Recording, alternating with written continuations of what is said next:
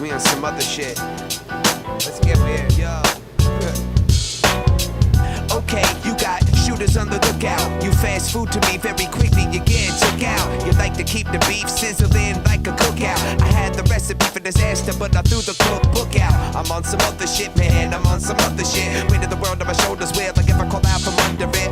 Probably not, but when I speak, it's like the thunder hits. Lightning strikes, come along, hop aboard the mothership. See, I'm unmarketable, my career is unstartable. But when I swing my swords, they're all choppable.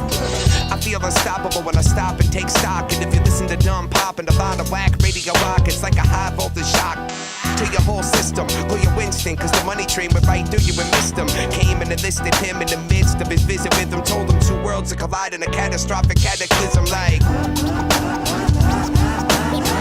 let's get weird. We're just in a small weird science. We on some other shit. You know we all. Hey everybody, how's it going? Ron Watson, Pawsitive Vybe, host of DiscDog Weekly. Welcome to this week's show, or this week, I don't know how often we're doing it. Live stream from the bus. I'm Ron, got dogs, just fed everybody. They'll be out in a few. Just hanging out. I hope that we're going to be able to speak with Gail Mirabella. That would be pretty awesome. Hoping to do that. We haven't been able to connect very well today. I do believe we'll have some people calling in. You guys can Skype me. Let me get that set up here. Where's the chat window? Oh, there is a chat window. There we go. Where is it though?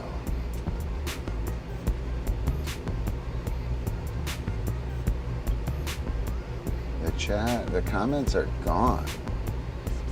Comments and reactions. Got none. Weird. All right. That's actually like a huge problem. It's like a huge problem. All right. So I will try and figure that out as we get some shit rolling. There we go. So, welcome to the show. It is Tuesday. We are doing a live stream. Zip it, ladies. Zip it. We'll go out in a few. Yeah, I guess let's get going. We've had a couple of classes. Pan, that'll do. We've had a couple of classes. They went well. Had some stuff go down this week. Got some more video for training next week. But let's go ahead and get started. So this week's show was kind of cribbed from our website. I went to the website one day, front page, boom, there are 9 articles there, 9 random DiscDog blog posts, and 8 of them were good for lessons this week. So check this out, I'll talk you through it. So this was the page actually, and we have some disc management stuff. Don't pick up that disc. Oh, what's that? An old Kiva jam, 4 hands form, the builder back fidget. Like 8 of the 9 were really sweet lessons. So I wound up with, I opened everything up into tabs. We're going to do that again today, and that's what's going down today. We're going to go through these 8 lessons and a couple of other things and chat with people as soon as I can get that chat online, figure out what's up with that. But yeah, that's what's going down. Here we go. Let's get rolling.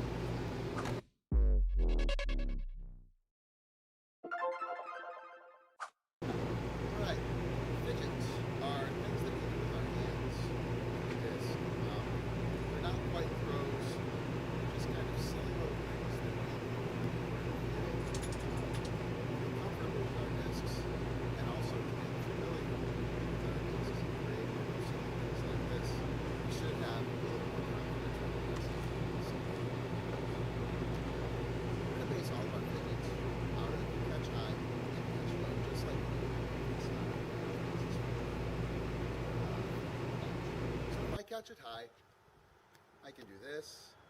If I catch it low, I can do something like that or that. If we catch it low, one of the cool things that we can do is a nice little roll over our knuckles.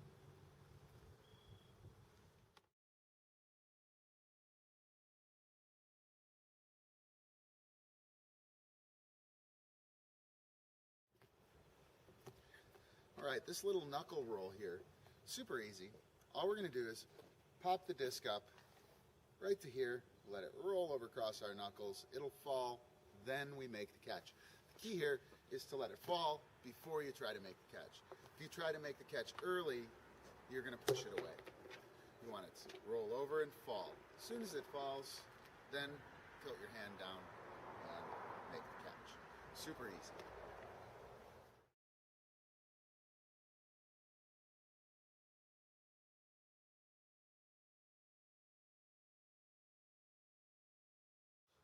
We can also switch this around and give a nice logo shot of our disc in our fidget by catching high and letting that roll. There I was trying to catch it before it fell, letting it roll right over top of our knuckles.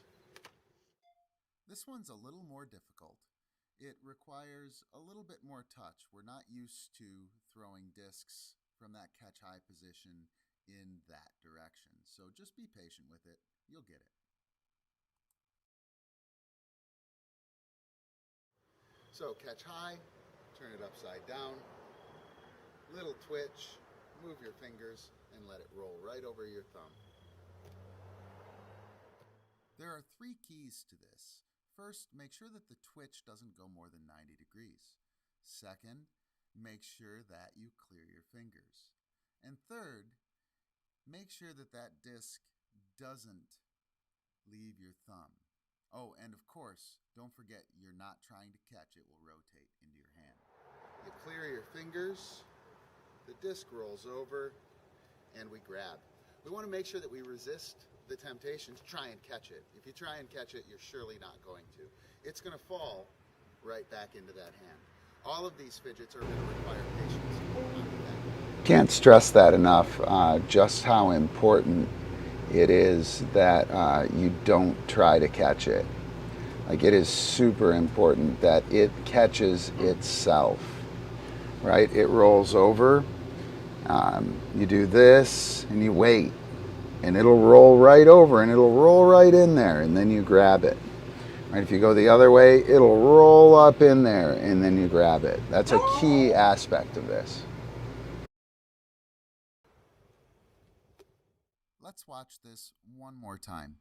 And one thing I'd like to leave you with is that this is a very Sorry about the audio. gentle skill. It's not a very powerful flick at all. Be easy.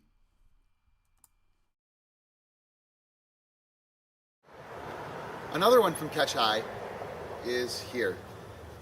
We go from Shout out to inside Pavel. out, and it rolls across our knuckles. Watch out. This is called the Pavel because a guy named Pavel in the Czech Republic kind of invented it during a seminar. It's very similar to the flip, except it rolls over the knuckles. What you're going to do is clear your thumb instead of your fingers. Also, remember not to try to catch it. It's going to rotate into your hand again. All right, so I have some additional tips for that now. Oh, be careful. That's a freaking GoPro, Ron. Be careful. So, doing the Pavel, right? It goes there. It's actually half a builder back. It's actually harder than a builder back now. So you see that I'm catch high, catch high. My fingers are on top. When I finish this, my fingers are on top. That's the Pavel. You sweep the ass end out there. You let it roll over. And you catch it with your fingers in the same orientation. That's the Pavel. The builder back has us catching with the fingers underneath. See that my fingers are underneath? Now they're up top. Now they're underneath. Now they're up top. Builder back's one of the only useful fidgets, but the Pavel just rolls over. Notice though, it goes up, up, over, back, squeeze, like an alligator. Whoops. All you're gonna see is the alligator opening his mouth. Here, let me switch this. There we go. And when it isn't so hot, we won't have the AC blast in there. It's super hot, I can't. Maybe in an hour or two I can turn it off and we can have some good audio. So my hand is gonna remain like an alligator here. You know what? Here, let's just do this. Yeah, now we're talking. So my hand is not gonna do a bunch of shit like this, man. It's gonna go up, over. All it's gonna do is open. Right? It just opens and closes. Opens and closes. Everything is done with that little wobble. And then it opens and closes. I'm sorry, I'm trying to do that like perfectly without wobbling my wrist at all. And keep it in frame. All it does is open, close. Clear the fingers. Clear the fingers, open, close. Clear the fingers. There we go. I would be catching these, but I'm trying to figure out how. So if I look at it, if I watch it, I can see. It might be helpful for you to watch the alligator open his, mouth and then close it. That might be helpful. But again, it doesn't wobble, it doesn't turn, it doesn't do a bunch of crazy stuff. Let's get back to that video.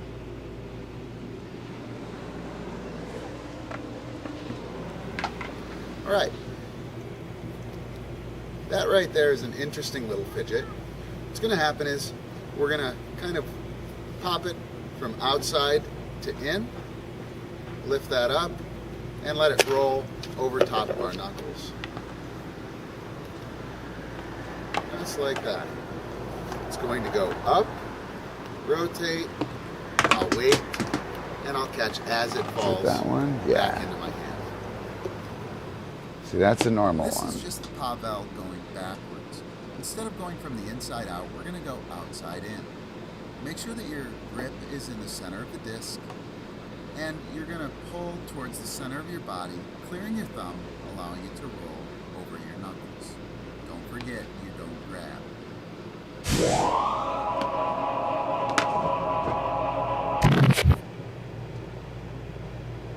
Whoa, right? So fidgets, basic fidgets, that's an old video, but I think it's a pretty solid video. The only kind of new update I have on that is that alligator trick. It sounds dumb, but a lot of things that work mnemonically, they're kind of dumb, right? But the alligator just opens and closes his mouth. That's all he does. Does nothing else. Super helpful. Super, super helpful. So it looks like we just have Sage here.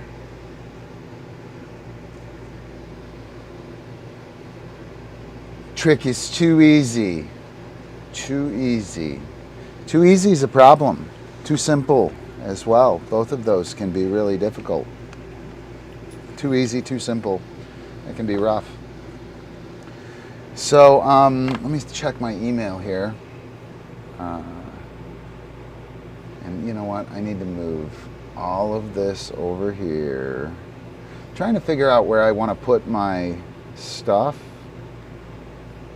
Right? Like,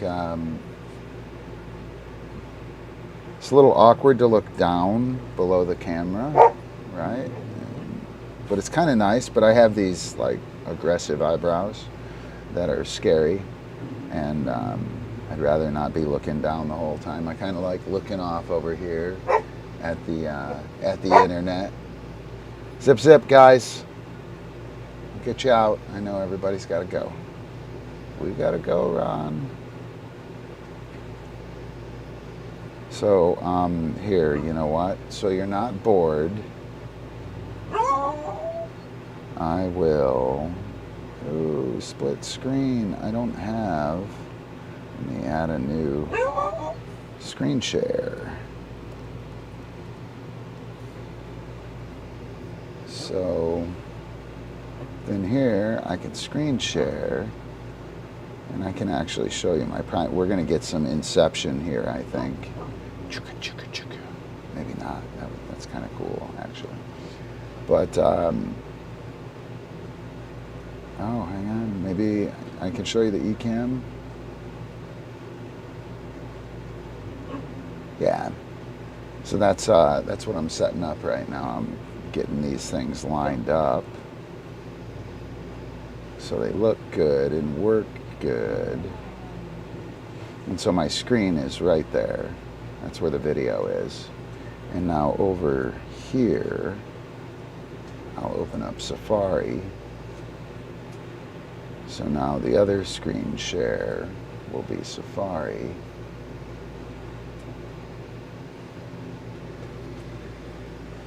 All right, so are we ready to roll? Amber, what's up? What's up? Oh yeah, come on, totally scary. Totally scary. Let me see.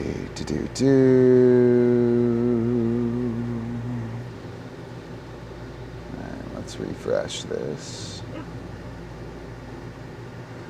So we're going to do some work off the website. I'm probably going to go ahead and play another cut though.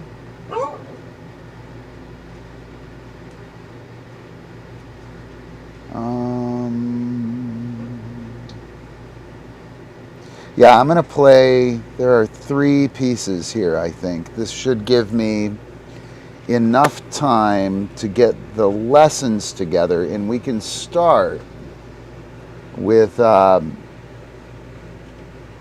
shaping the outrun, which is where we were going to start anyway, but it'll give me a chance to get the dogs out. So fingers crossed, everything goes the way it's supposed to.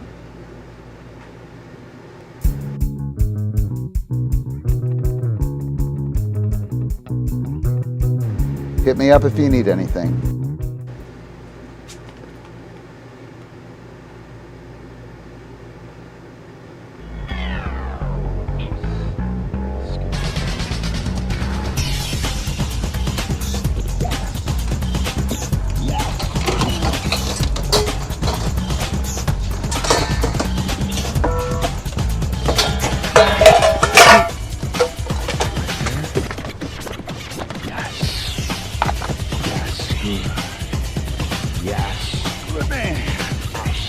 Hang on.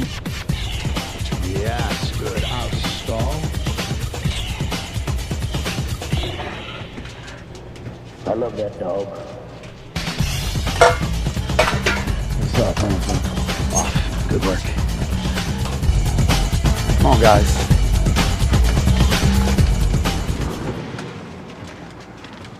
In and in. Go, go, go.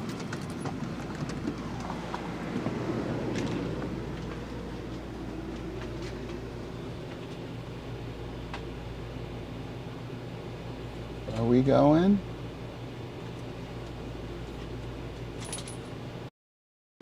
It should be going here. Come on. Why isn't it going? Right there, right on the blue line.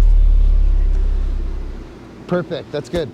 And so you'll send her around, and what's your around cue? I just say around, I guess this. Okay, so if you say around, get out, like one word. Okay, Around, get out, toe turn. And when you say toe turn, Dot. Round, get out, dot, boom. and I'm throwing that way. Yep, Okay, yep. And then we'll do 3 of those. okay, And That then is it'll a be totally around cool here. shadow Around on that. dash here, all one word. okay. Pop That it, was pop your super disc, fun. and then you'll throw over kind of where those people are walking. So the skill, shaping the around, we're gonna hit on it right after this. As soon as I get these dogs in here, and we'll totally hit on that dog catch stuff. Okay. All right? All right. So 3 round get out, 1 around here. 3 to 1. Face 3 me. strong to Yep. 1 weak. Yep. 3 good ones to 1 hard Beauty. one.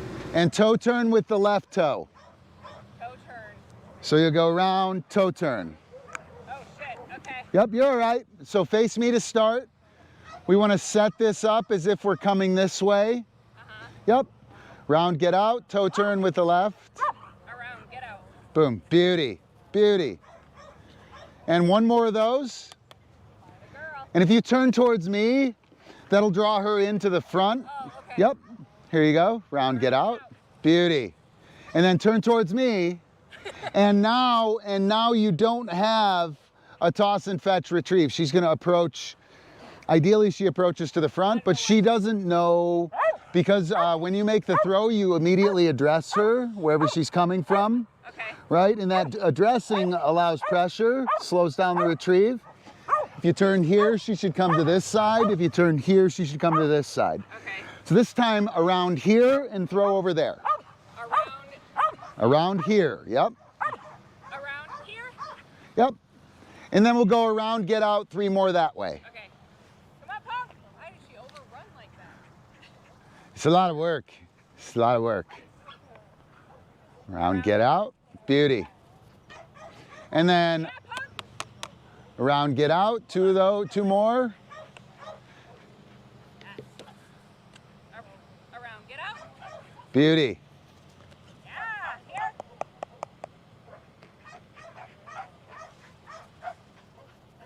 Around. Get out. Awesome. And then around here. We're gonna go 3 examples to 1 non-example. It's like, it's a lot of work. I gotta think here. Around here. And this would be the non-example. You're right. No, it's perfect. And now just send her around and throw one out this way. Okay. Around. And now we have a free release. See And how she's nice about and a slow yard. that was, right? And it wasn't because she was tired, although that's helping. Yeah. But she was out another 1.5 feet, 2 feet. She looked in because she didn't know whether it was going over there or over there. Yeah. You have this, that, and the other. Would this eventually help when you want them to like not to out the disc out in the field so you can go again? So what's going to help with that? Let's leash her up so you don't have to worry about her. I can't fucking hear you. Right, I know. And you know what? Let's knock off on that so we don't tire her out too much. Let's go back. Okay. So what is going to help with that, when you face her, okay, it's a retrieve, 100%. Okay. When you are here and she's coming in laterally, it's not a retrieve. It's not set up. I'm sorry, what was that? So if you're coming towards me with the disc, Yes. this is a retrieve. Okay. I must deliver it here. Okay. But when you're moving like that, this is not a retrieve. Not automatically, Okay. right? Okay. And that idea of not automatically, not having the picture of, oh, yup, this is go get it, bring it here, will help loosen that up. So that, woo! So yeah, that was it. That was it. Shaping the outrun, super important. Giving us a little space. And hey Tamara, giving us a little space and also giving us some control over whether you're bouncing out or you're staying close to me. We can use it to not just get that which we don't have, right? Or to get rid of that which we do have, right? Like, man, I just want that to go away. That's okay, but it's much better to get complete control over how the skill works. I can now bounce the dog out, around, get out, dog goes out. And you know what? I'm gonna totally cheat and show you guys something super cool. Oh no, I won't do that. I won't do. You gotta wait. You gotta wait. It's not happening. I cut some video today from class that was pretty sweet. Uh-oh. Where's my phone? It's supposed to have do not disturb on there. Let's see.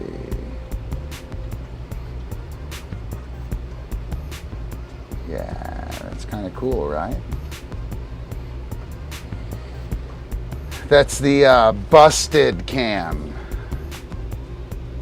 the busted cam. Can I get a picture in picture here? Boom, right? So here we are with the busted cam. Anyway, that shaping the outrun idea is super, super important. I shot some really cool stuff yesterday at our weekly Bike Club jam session, and it's a really cool video. Patrons, you guys, patrons all get access. But you guys have it. If you want to be a patron, let me see, do I have a Patreon thing here? I think I do. I think it's just a lame text thing now.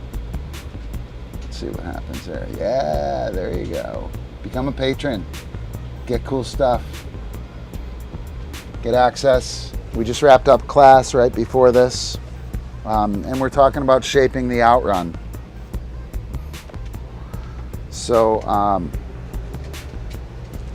let's pull up a couple of articles. Get a fresh Safari here. Boom. Whoops. If you have any requests or comments, please throw them out here. Tamara. Super cool. All right. All right, so fresh Safari. New. Awesome. All right. And now let's screen share Safari. Or no, yeah, there we go. Bang. Is that right? Yeah, sweet. Okay, so let's try and make this look a little cleaner. Right about, I can make it, should I make it bigger? That'll work. That'll work. Okay, so you look right here, and I might get a little confused here. My cursor shows up, so I'll think I'm in this, and I'm actually over here, right? So I'm gonna go this way, and now I'm on top. Anyway, silly. So show tabs, right? I'm gonna open them all. Boom, open in new tabs. So these are the lessons that I pulled off the front page the other day. So first of all, Susan, if you're watching, this one's for you. Don't pick up that disc, efficiency, intelligence, and intent in disc management. We're gonna talk about that. We already watched, oh, here, let me do this real quick. Boom, boom, boom, boom, boom, boom, boom. Hopefully they'll be all loaded up. So the builder back, we mentioned it. We're going to touch on that. I put the intro to Fidgets in there instead. We just watched that. The builder will close out much later in the show with the builder back. We have better throwing intangibles with the four hands form. We're going to cover that today in deep. Interior flatwork, flanking setup moves, essentially angles and stuff like that coming in when we're getting set up. And here we go, shaping a leaping catch, free release, or go. This was written a while back, not too long ago actually, but I've refined things, so this is kind of interesting language. Here's contracting the flank. Look here, that's the second part of what we just watched Jess do. Send the dog around, get out. That's expanding the flank. Hang on a second. Boom. It's expanding the flank, so the dog comes around and goes out. Hi, Eppie. Right? And that directional thing expands the flank. It gets bigger. And this piece here is about going around and going that way. So contracting the flank, making it small around us. So we got the free release and contracting the flank in the same random draw of 9 things. So here we'll open up a home page. So if you go to pvybe.com, the first thing that you see is 9 totally random disc and dog posts, right? So totally random here. What is a multiple? Super cool article. The Tao of DiscDog internet. Oh, that was great. Everything was about 200% more expensive on shipping than I thought. That was a bummer. Bytework for behavior trailer. Not much there. Vocabulary of X's and O's. If you haven't read it, you should read it. Here, let me copy this. I'll drop it in here. It's actually a really good one.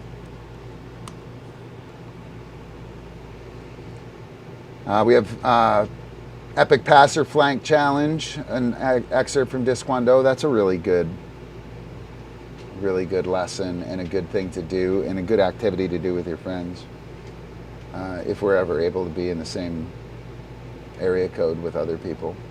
And DiscDog flipping basics. But anyway, nine articles right every time you go there. And of course, we have our live stream here. Right. But yeah, contracting the flank. We have the Kitty Jam. We'll probably close with that today. Laverne, Stunt Kitty, Extraordinaire. That's from like 2009, maybe 2010. Pretty cool. A lot of nostalgia putting these shows together. The MemeRolls and like the pieces of media we have are pretty freaking amazing. They really are. 20 years of it too. Rebound versus fakie, really important idea. Oh, there's free release versus go again. And then we have the second part of interior flatwork. We're going to go through that stuff. That's what's going down. So anybody have any questions on the website, on any of the articles we covered, or anything you want to have covered, just drop a comment here. We can totally work with that. I think I'm going to try and keep a... will my Restreamio thing work? Let me see. Or does it have to be on the Restream... whatchamacallit?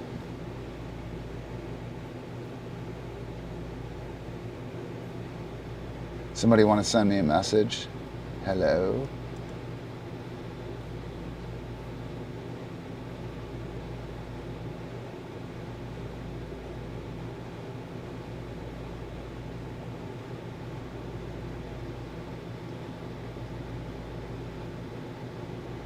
Not very well. Not very well. So I do Patreon primarily. I do have classes that are available for purchase. I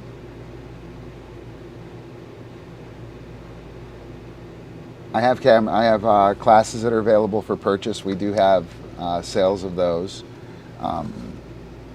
and have some e-books and shit like that don't do much. We do a little bit of merch, but primarily it's Patreon and personal lesson type stuff.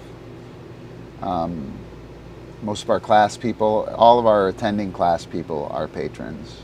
Oh, I should add that to the broadcast there. It's kind of... it's pretty awesome, actually, I have to say. Working for patrons has been really, really easy.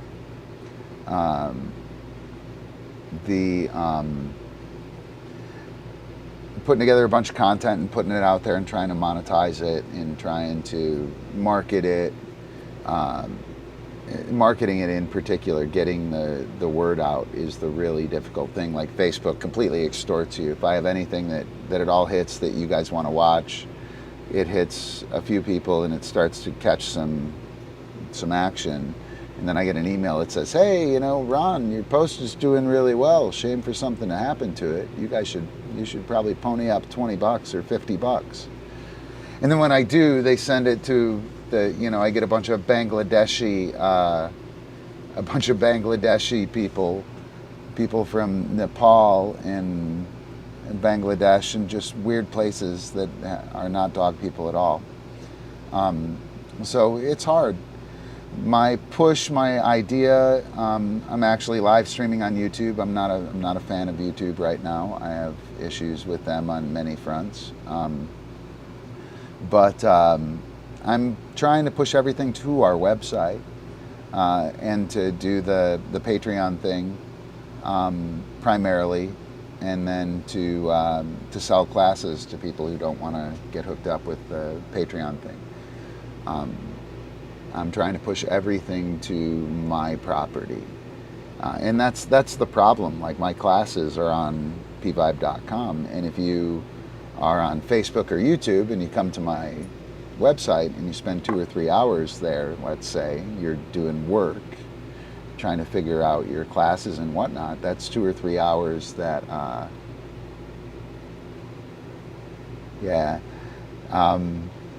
it'll be like 2 or 3 hours where you're not on YouTube or on Facebook, right? And they don't like that.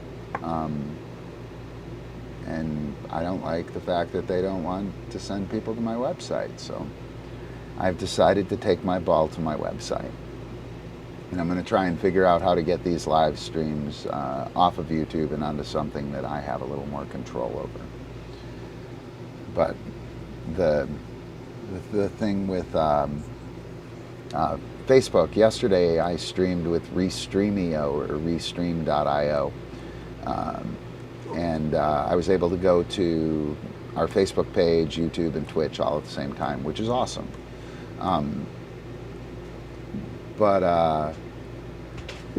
Yeah, I'm streaming on the website right now on the front page of Vybe. Here, I'll show you. So right there. Oops. Right. So that's the live stream right there.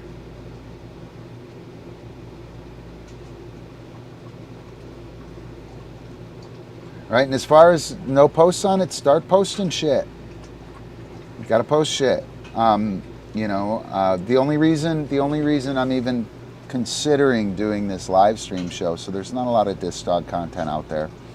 Not many people are sharing anything other than pictures or simple video, and that's cool, no value judgment there. But like in DiscDog, we don't have a dearth of information to sift through and figure out, like, I can't do reviews on people's DiscDog articles. There aren't enough of them. I can't even really do reviews on people's play or their style of play. It would be mean, calling, why don't you like that person? Why don't you like this person, kind of thing. But I do have about 800 articles on our website and about 1,500 videos of content that are public, right? I got a shit ton of content, and I can now deliver things, I think, cohesively. So we just watched that, whatchamacallit, the flank, shaping the outrun with Jess, right? And what we have here is a piece called Contracting the Flank. It's part of a multi-part series, shaping a leaping catch. And one of the things that works really well for a leaping catch is lateral movement, a lateral approach. Give me one sec. See, there I go. I'm clicking. You see me clicking? I'm right in the middle of my presentation screen, is right there, and I'm right in it. I'm gonna move it over here. Switch it up. So, boom, and pow. So what we have,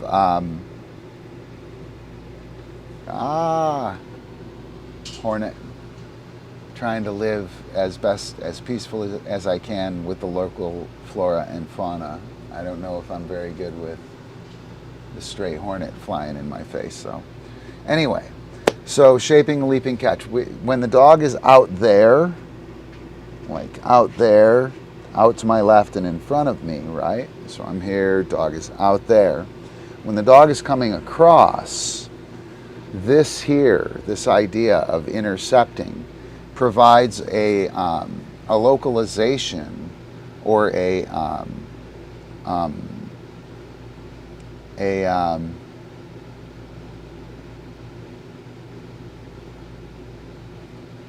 requirement, tight tolerances within the collection behavior. It requires very tight tolerances in collection. The dog has to, within this 8 yards, from right over there to right in front of me, interception style, disc going this way, dog running this way, from right here to right there, right? That's the distance that we're going to have to run, chase, and collect in. And setting that up is really key to getting your dog to leap. 1 stride, 2 stride, 3 strides, leap. 1 stride, 2 stride, 3 stride, leap. Like it's an agility foundation exercise, right? We can get that over, we can get that in certain situations, but we want to get it in as many situations as we can, right? In this lateral movement around get out. Once we get the dog out there, we now have an angle to work with. When the dog is running straight back at us, we don't have any angle to work with. We got to throw it at them. Or we have to open up and throw it on their line, which is going to ask them to run further. In order for them to work with us and slow down, I have to throw it over there to you. And now you're going that way, I'm sitting over here, the disc is going this way, and we have this interception kind of angle. Anyway, so we want to create angles, and we have around get out, which is going to put the dog clockwise around over there, and we have around here, which is standard kind of zigzag entry. Send the dog around, pull this way, throw over there. And around look here is contracting the flank. So we can see loot, oops.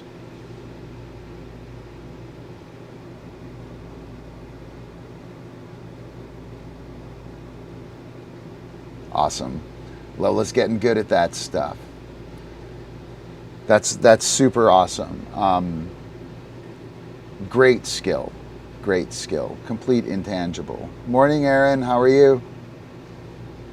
All right, so loot's looking in because there's no target thrown. This is a stalking behavior. Come on, Ron. All right, this is a stalking behavior. Should I go one more? Yeah, I'll go one more. Right? If no throw is made, the dog must stalk the end, right? So after I send the dog get out a bunch of times, or if I have a nice loose around and I send the dog around, I cue here, the dog gets out there, right over here. Oh gosh, it's so annoying. Can I just switch the camera with the number? Yes, awesome. That's sweet. All right. So send the dog around, get out, right? And then the dog gets out far enough to be loose. I then bring them across around here. I want to contract that flank. And so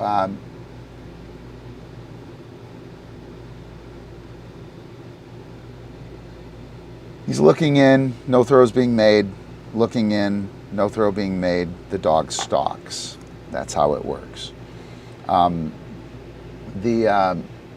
When you're doing this, you want to face the short side of the field, right? So when we line up, I think you can probably see that. When we line up on a Frisbee field, right? If we played on the Frisbee field, we'd stand in the middle and we'd throw that way. We always throw to the end zone. And don't argue with me, it's completely true. What you want to do with this movement exercise is when you're shaping the flank, you're trying to work laterally, is stand here and face the short side of the field. So instead of playing for the end zone, from end zone to end zone, or from the front or the back of the bus, right? We have a long, narrow thing here. I'm going to back up here, and I'm going to play there and there. Send the dog around, and now the dog has really tight tolerances of turning in. I get a lot of control by playing to the short side of the field. So that's important. So contracting the flank, sending the dog around and throwing over here. The second part of that, shaping the outrun. I should probably link that. The second part of that is contracting the flank.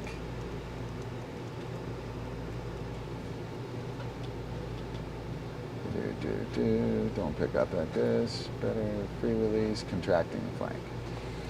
All right. Oh, come on. Sorry, guys. But you got to deal with my internet shit. That's what you're here for. Shaping an outrun. The outrun. I thought that would do it. All right, so you know what? And let me go ahead and open that, actually. So that was the video that we watched. I will play that Bad Man song again. I totally will. That's an awesome one. All right, so contracting the flank reduces the lateral outrun. Tightens up the movement. If your dog is real wide, big wide border collie, you can tighten up the movement. If your dog is super tight already, widen the dog out and then tighten up the movement. You want tight or loose movement. Hang on, you can do it. 3. You want tight movement, dog around and boom across, and loose movement. You want both. Just because you don't have one of them doesn't mean you want to throw both of them away. All right. Shaping a look here. Contracting the flank draws the attention to the handler. Expanding the flank draws the attention away from the handler. Out laterally, not upfield. When you're doing this, you're dragging the dog across the field. And that drag across the field, it really is cooperative movement. The dog is following us pretty good at that time. So funny. Is anyone busted at the... Oh, you can't see Mango. He just flopped down.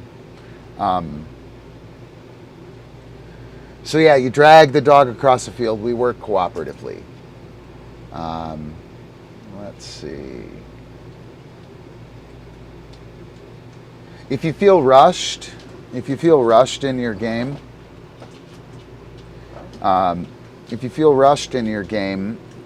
your dog is probably really tight on running around. And it's a double-edged sword, or it's a catch-22, chicken and the egg problem. Is it that your dog likes to run that way, or is it that you always run your dog that way? And the X's and O's piece that I mentioned earlier totally is true. But it's completely revised these days because how we play with the dog really does matter. If I puke cookies out and I always throw straight out and the dog runs straight back and the dog does something, I say yes and I puke a cookie out, I'm going to have a very sharp point A to point B dog. When I send that dog around, that dog is going to be like, you know, a Swiss watch around my heels. Dog is going to be highly engineered and highly tuned to move, boom, pow, back and forth, boom, pow, right? The dog who gets a yes and chill handler, makes the throw, handler sends a dog around, lets the dog go and does nothing, that dog is going to play much looser Dog's going to run circles. If your dog is out there and I have a toy and I'm turning, right, and I don't throw, they can't strike the toy. They must stalk. If we cultivate that and show them how to stalk, here, move with me, buddy. Right, let's go. And I deliver discs out there. Now the dog starts to follow me. All that cool shit starts to happen. Dog slows down. Dog goes, or dog can't go if you don't throw. Just like that. Dog can't throw. Dog can't throw. Or dog can't go if you don't throw. It is that simple. And if the dog does go, don't throw. Don't throw. Right? You'll have a dog who looks at you in no time. Dog is running, wants a disc. I don't throw. What must they do? Dog's looking at me. It literally is as easy as that. So after the 3 get outs, boom, boom, boom, we send the dog around, we say here, and they don't see the throw out in front of them, what are they going to do? They're going to look in at the handler. At which point in time we can mark and make the throw, drawing the attention to looking to the handler, reinforcing that, making it happen earlier, and with intent on the dog's part.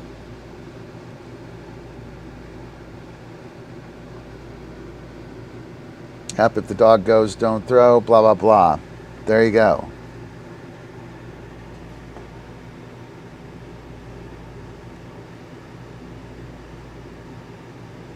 Talented dog, Sage. Talented dog. All right, here we'll play that song. Here we go.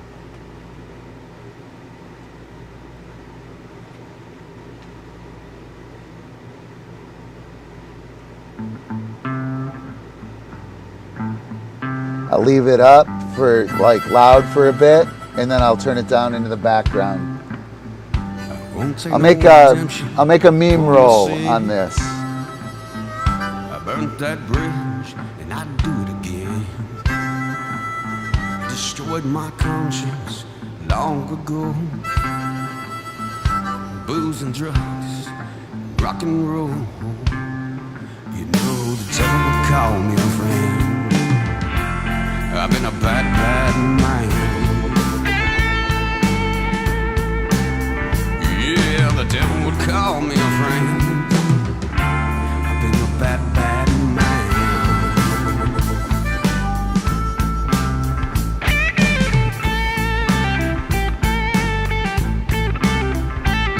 I've broken bones and I've broken laws, and I always was proud of it all.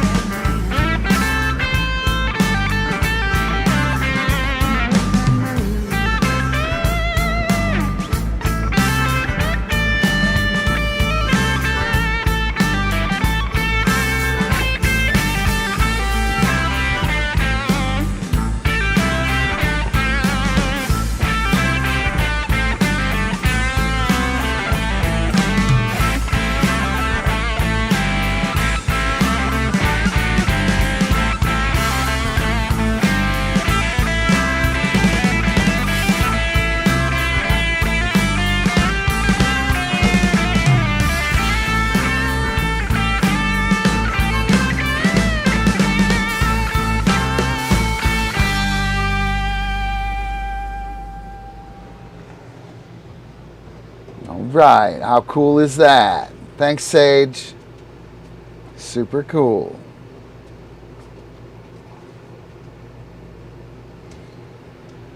All right, sweet. Good question, Aaron. Completely on point. You want expanding the flank. So around, get out. It was within. You know what? Let's watch the beginning of that real quick. We're gonna move on to the Mo thing. Right there, right on the blue line. So so what we have. By the way, this dog does not move laterally. And she doesn't. Yep. Around, get out. So Beauty. around, get And toe out. turn She's with the gonna. left toe. She's gonna go around. She's gonna face forward, around, turn sideways, throw at 10 o'clock.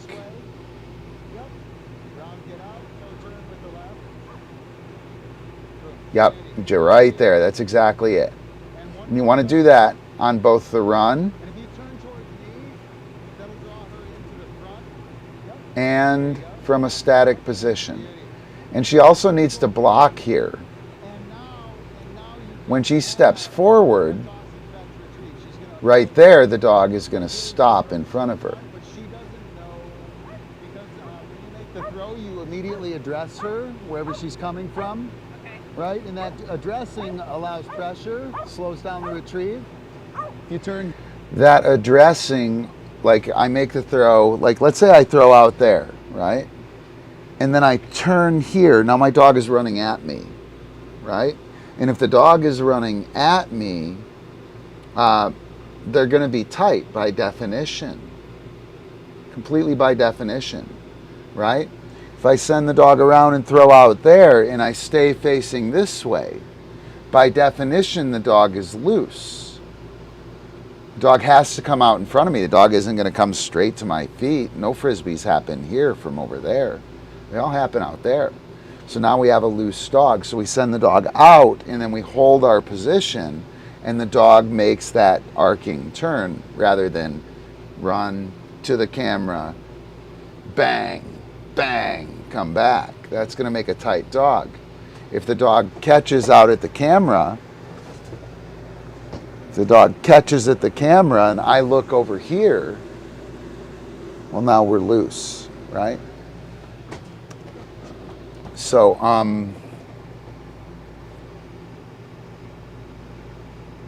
yeah, where did the audio go? She should come to this side. If you turn here, she should come. It's a lot of work. So we'll go three. Beauty. Three to the outside, Aaron. Around, get out. Two more. Three to the outside. And then, Beauty. so around, get out 3 times. It's around, get out, then the physical cue. Right? Awesome. And then around. And now she's going to go around here. That's 3 examples or 3 of the desired behavior to one of the undesired behavior. You definitely want to have you want to have that undesired or the non-example. You want the non-example of the skill so you can maintain all of it. And that non-example was very beautiful, nice soft approach. I'm going to actually pull up a piece from the other day, I think, hopefully I can, that talks about how handler movement shapes team movement. We'll go right from the blog. Should be right here. Blog looks pretty good, by the way, guys.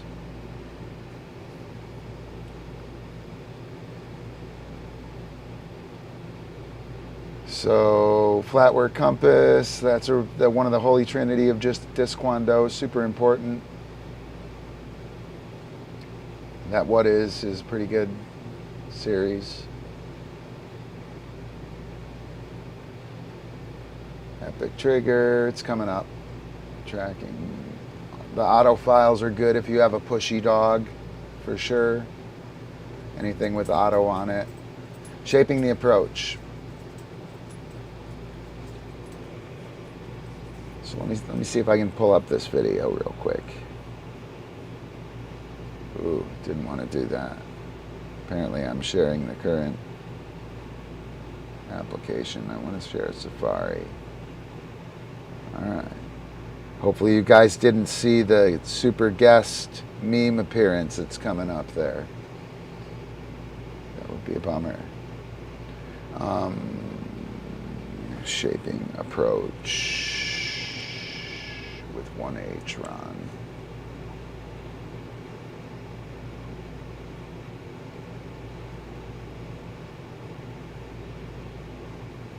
And the kind. Guys, if you guys saw what kind of files and shit I surf through, it's unbelievable. Pages PDF.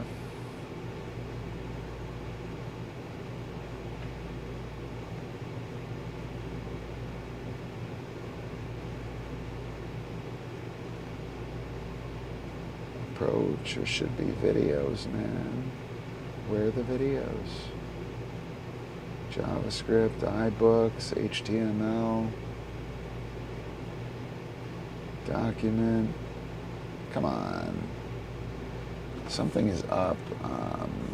Shaping. With the search on my Mac, it is not. I'm gonna go for this just a little longer. King shaping the approach. That's who it is. That is who it is. All right. Shit. My bad, guys.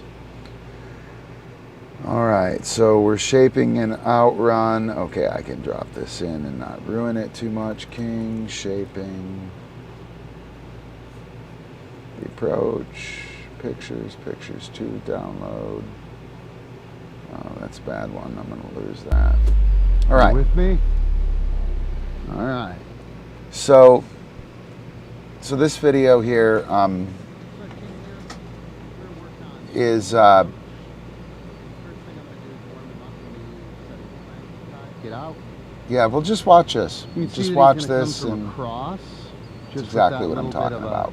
a house, that little bit of a flank out there. He'll approach me from over there, and that'll allow me to push out there. Yes, good man. Awesome. Ouse. I can do that to the counterclock side. I can throw him out here. He'll stay, oh, interesting, on that flank, and you'll see that he can come across the front. Right? Ouse. Good. You ready? Wait. Hey. Yes. So, oh, what was that? Ouse. Yes. Good man. So just by setting the flank, I can get a nice approach. Yeah.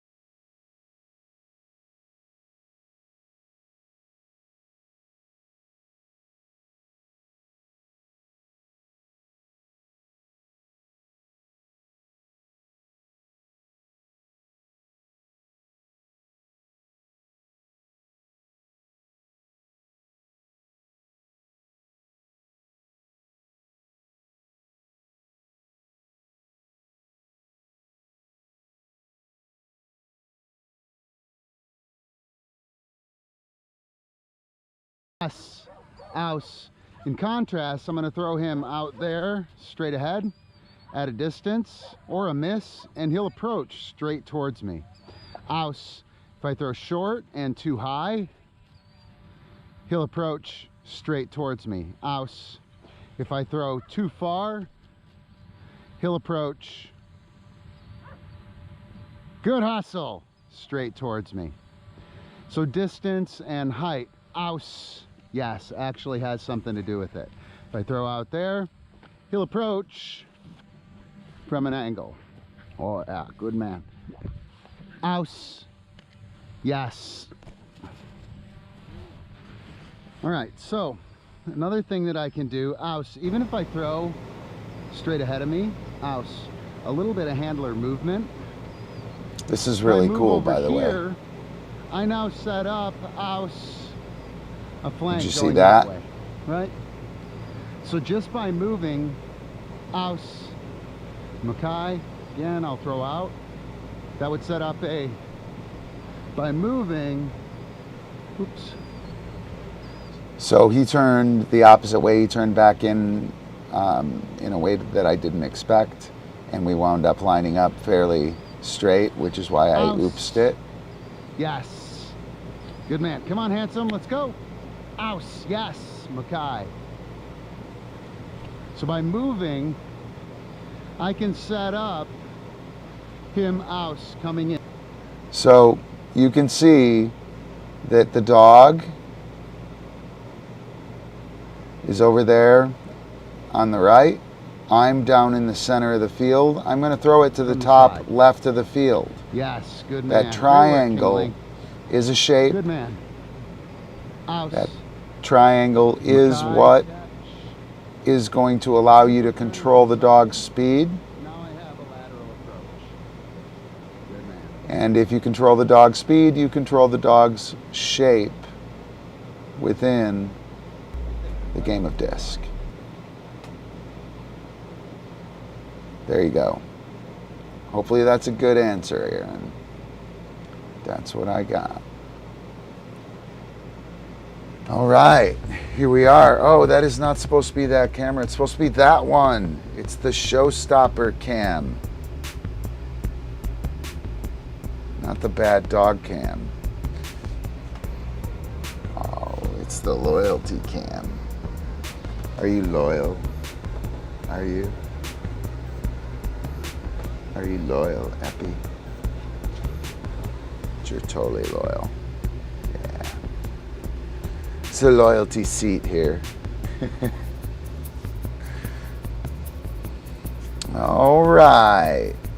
So that stuff on shaping the approach and shaping the outrun, really cool. It's a terrific warm-up, guys. A really terrific warm-up for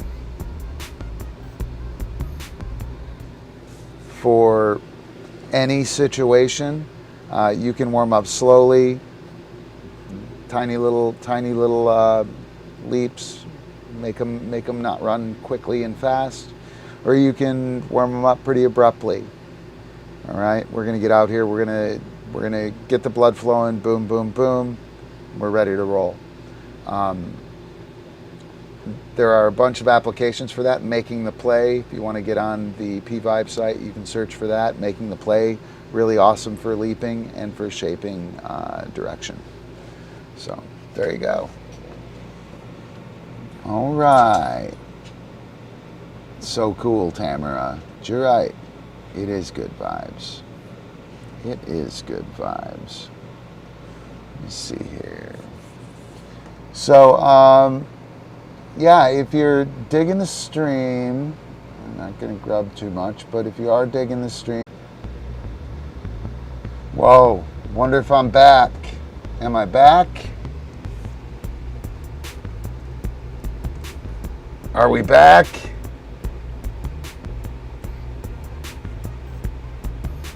Oh, I got viewers. Yeah. Woo! I just killed the power here. I think I've added a couple of electrical doodads, like just a couple, and I blew my little fuse out there. I have a fuse in my line leaving the bus. I just blew it. Woo! Pretty awesome. Glad we're back. I did forget what we were talking about, though. were we talking about? I think we might have been talking about the loyalty cam. I like the busted cam. It's really kind of cool. It's supposed to be over here on this side. It's over here. I need a longer iPhone cord. That's actually my iPhone. So, but I think it's kind of cool. So, all right. What do we got? Ooh, that's a tough question. First off, 7's not old. 7 is super prime. 7 is super prime. Physically, it's not the right time, right? Like they're on the downslide maybe physically, but they're not in any trouble physically, right? What they are, though, is they are completely amazing with their athletic intellect, right? Like how they know the game, like they're fucking money. And that's really awesome. So yeah, I get it, Sage. But you know, that is a relative term for a lot of people, right? That is a relative term of you know, when is that time? So the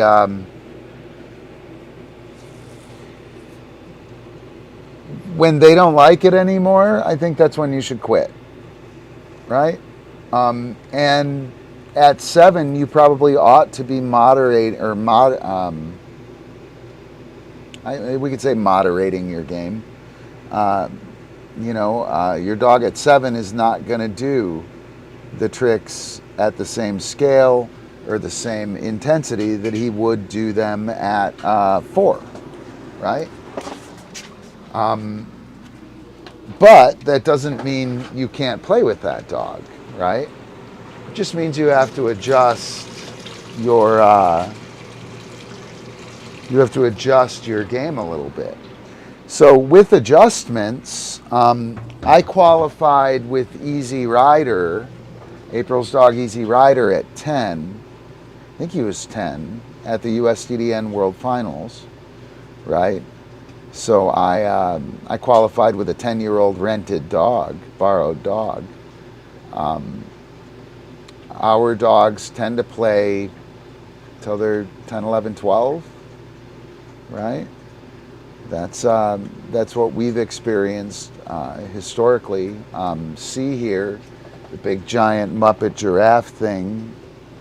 She's a 65-pound dog. She's 15, right? She played when she was 10. So yeah. You want them to keep moving, and you want to adjust your game for their for where they're at, right? And expect, just like you don't move like, well, I don't know how old you guys are. You'll totally know what I'm talking about sometime soon if you're not that old, though.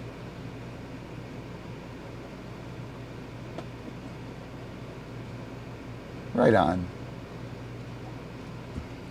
Right on. Yeah, if the dog doesn't want to slow down, don't slow her down.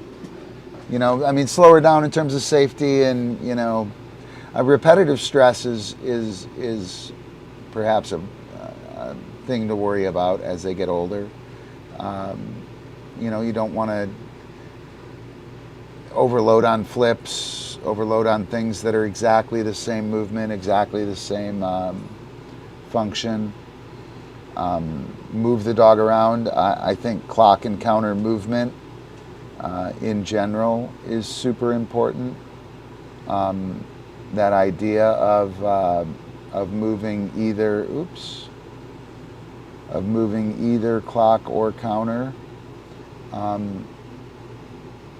balanced movement, I think, is pretty cool, right? I think that's important for longevity. So hopefully there's something there. It actually is a good question. It's kind of a tough one.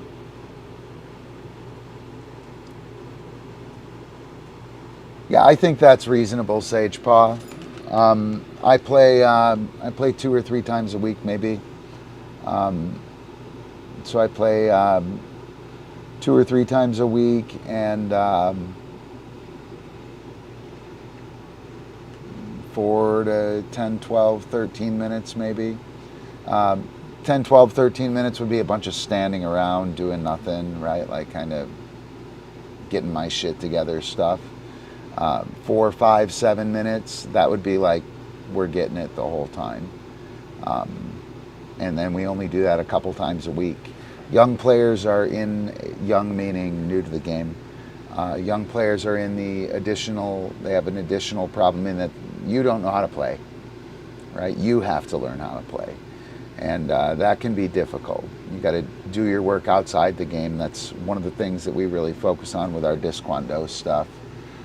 Try to be fast and functional to get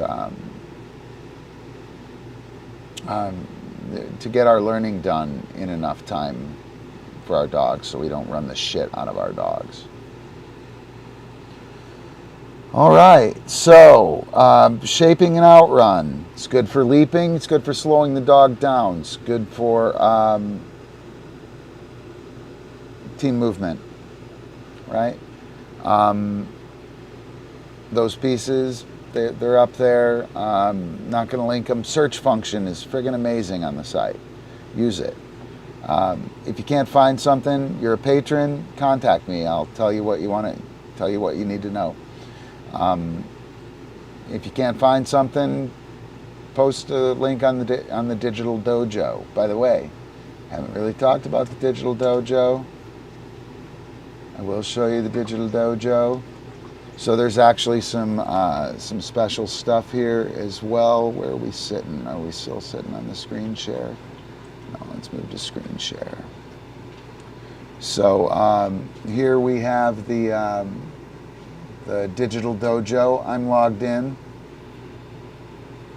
right? There we go. So I'm logged in. We have, do we want to do it? Yeah, probably that's big enough. We can do that and make it bigger. All right, so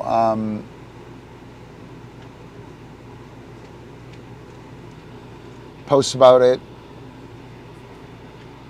Oh, come on. Oh, and I'm going to press on the wrong thing too. Post about it on the Digital Dojo here, right? So if you have a question, I can't find something. Bang. Me or somebody else will answer that. I'm sure of it. So if you want to find something, that'd be a good way. But the search function, super awesome as well. Oh, it's so funny. I get lost in the, is that where I was at? Yeah, that'll work. Let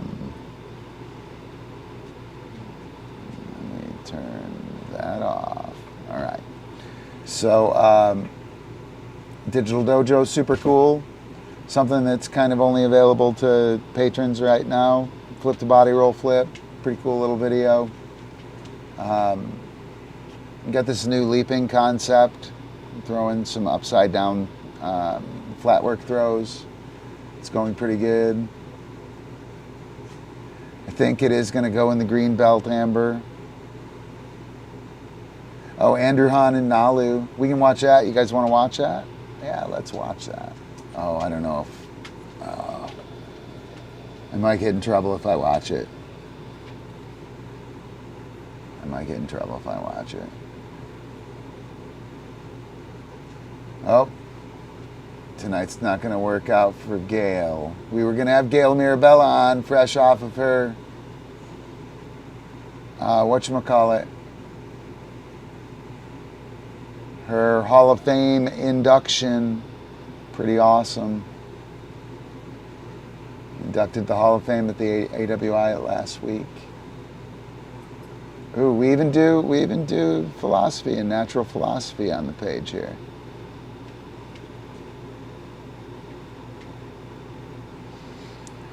It's not that. It's Sage. It's not the. Here, I'll post the whole conversation. Mute the audio to watch the video. I'm not worried about the audio. I'm actually worried about pilfering somebody's work. I don't want to take Chris's video without his approval. Besides, we can do an actual thing on it. But we were going to hang out with Gail tonight. She's a superstar, old school Hall of Famer in DiscDog sports. And she used to perform for the Ringling Brothers Barnum and Bailey Circus. So she's got a lot of super awesome experience. But yeah, the digital dojo, pretty sweet. It's kind of the hangout. I won't beat a dead horse. I'll see if I'm missing anything.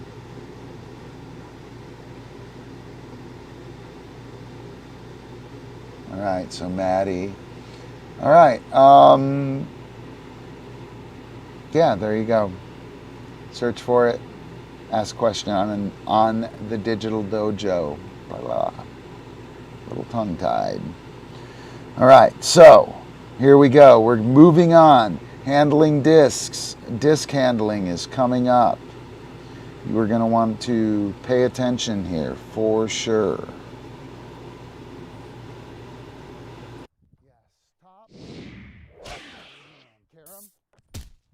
Cat. Hey everybody, Ron Watson, Pawsitive Vybe. I'm going to show you guys a little bit on how to hold, carry, and manage discs. What we want to do is we want to hold all the discs that we can in the left hand, and you'll grab from the bottom. You'll always grab from the bottom.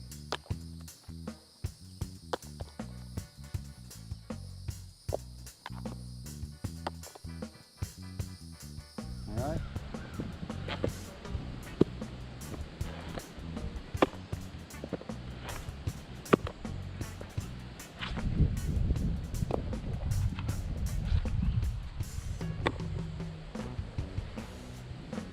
Here's something I learned at Yachi Camp.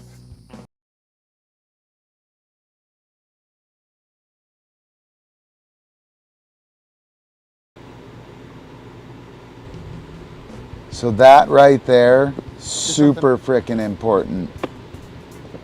We want to load to the throw. Super, super important. Here's something I learned at Yachi Camp. You'll pick up the discs in your left hand, or I'm sorry, you'll hold the disc in your left hand upside down, and you'll crack each disc with your right hand into that left hand upside down, and you'll have this nice, beautiful fan.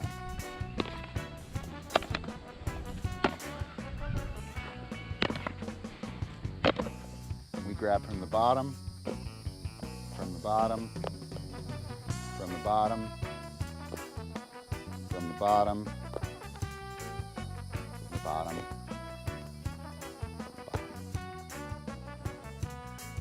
Left hand, crack them up in there. Oops. Squeeze them nice and tight. Left hand holds, right hand gathers. Oh, there we go. Again, nice, beautiful fan. Show that to you here. Beautiful fan discs. Another thing I picked up from Yachi Camp, you want to bring your offhand to your throwing hand, essentially to the throwing position. So if I'm throwing out there, I'm going to bring that to the throwing position. To the throwing position.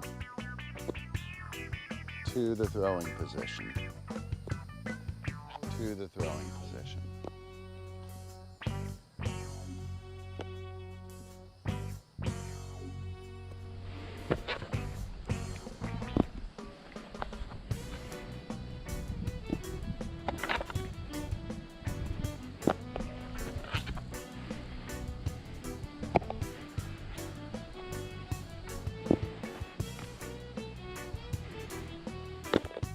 getting the disc to the throwing position, you'll swing to the right hand. You don't want to reach over here. So you'll swing to the right hand.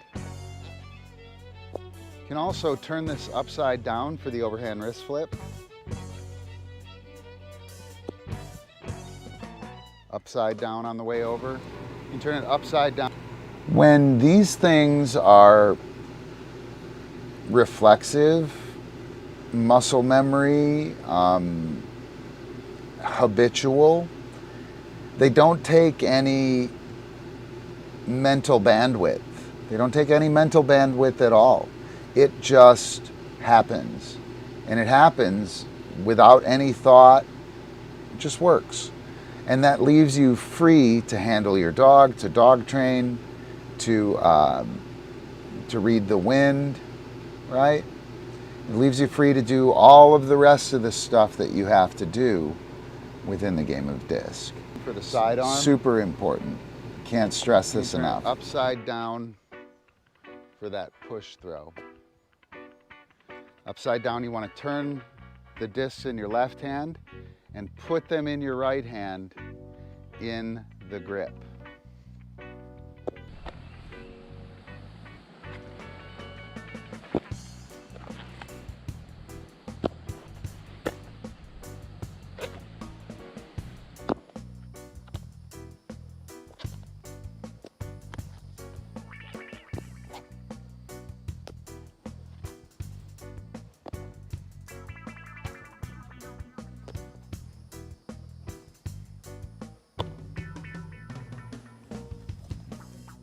Slow is smooth and smooth is fast. Okay?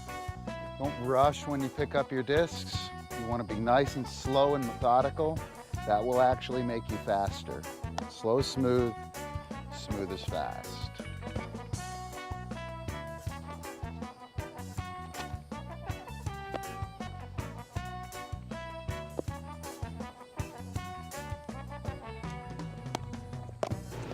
I would add speed is more about knowledge. Is when you have less than 3 discs in your hand.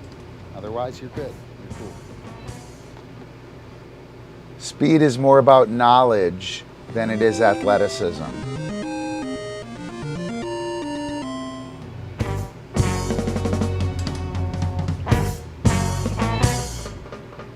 So yeah, speed is more about athleticism than it is knowledge, right? Having that idea of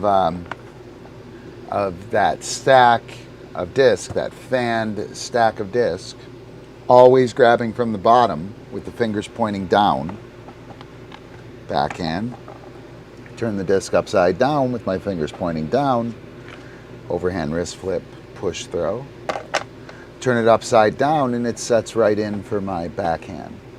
That's knowledge. That makes you very fast with frisbees. There was no fucking athleticism in that whatsoever. No athleticism within that whatsoever. That was complete knowledge. Athleticism looks like, right? Slow, it's erratic, it's scary, right? Knowledge, way better. Boom, right? Oh, overhand wrist flip, sure. No problem, got it. Sidearm, sure, got it. Backhand, sure, got it, right? Speed and athleticism, speed is more about athleticism than it is, speed is more about knowledge than athleticism. Slow, smooth, smooth is fast.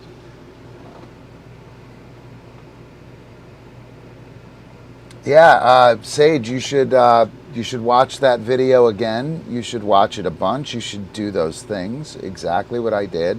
The 4 hands form, we're going there in just a moment. This video covered essentially good disc management. Hang on. Boom. Right? So this video covered two pieces. We're going to go right from don't pick up that disc management, to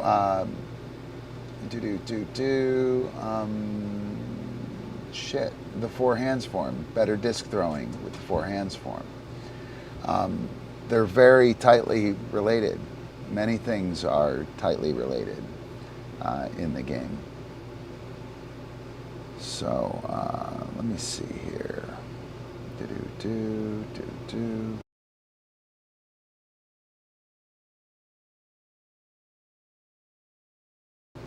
All right, so don't pick up that disc, right? We're always told, if you've played for Frisbee for a while, you've gotten your scores back, judges, disc management, more releases, right? Everybody's heard that who's played for a while. It's kind of true, it's kind of not true, it's kind of a cop-out. If you ever get that from me, well, it won't happen. You might have disc management be mentioned, but those won't be the only things mentioned. Disc management is about efficiency and intelligence. Ideally, as a judge, if I never ever see you struggle with any disc management, you're going to get a good disc management score. If I see you do a few things with disc management that are highly efficient, that will give you a better score, right? If you're running around getting discs, I'm probably not going to give you a very good disc management score. Like if it's super obvious that you're running around managing discs and you're doing it with speed and not intelligence over the drop or planning or some cool little trick, probably not going to get a good disc management score. So yeah, one of the things drilled into the brains of DiscDog freestylers,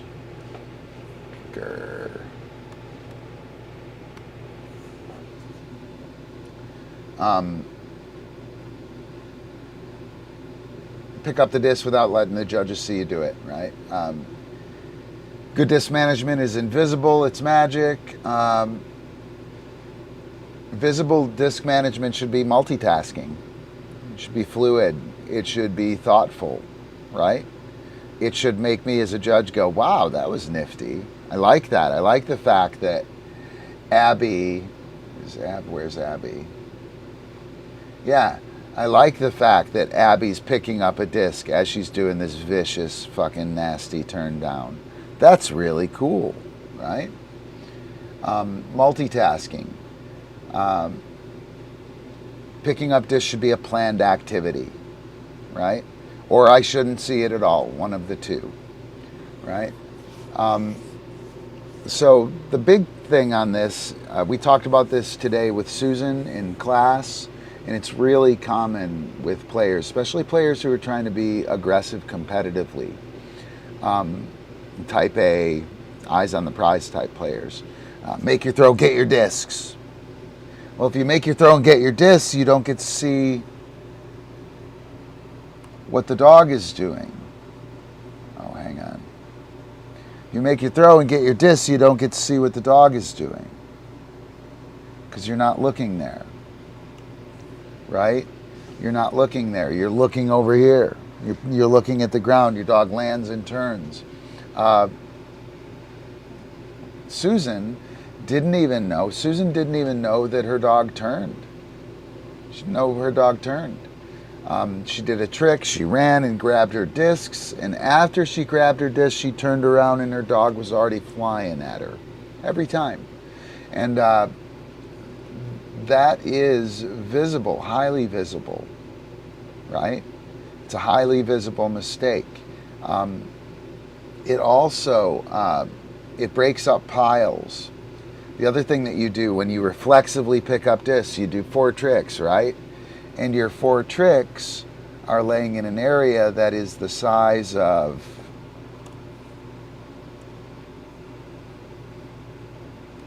this space, right? And I pick up 2 and I run, I've left 2 sitting here. If I run to the back of the bus and I do another sequence there of 4, and I reflexively grab 2 and I run 25, 30 feet over there, right? Now I've got 2 discs here, 2 discs at the back of the bus. I'm probably going to do the same fucking thing over here because I'm not thoughtful about it, right? So now I got a pile here a pile there, all of 2. What good is that?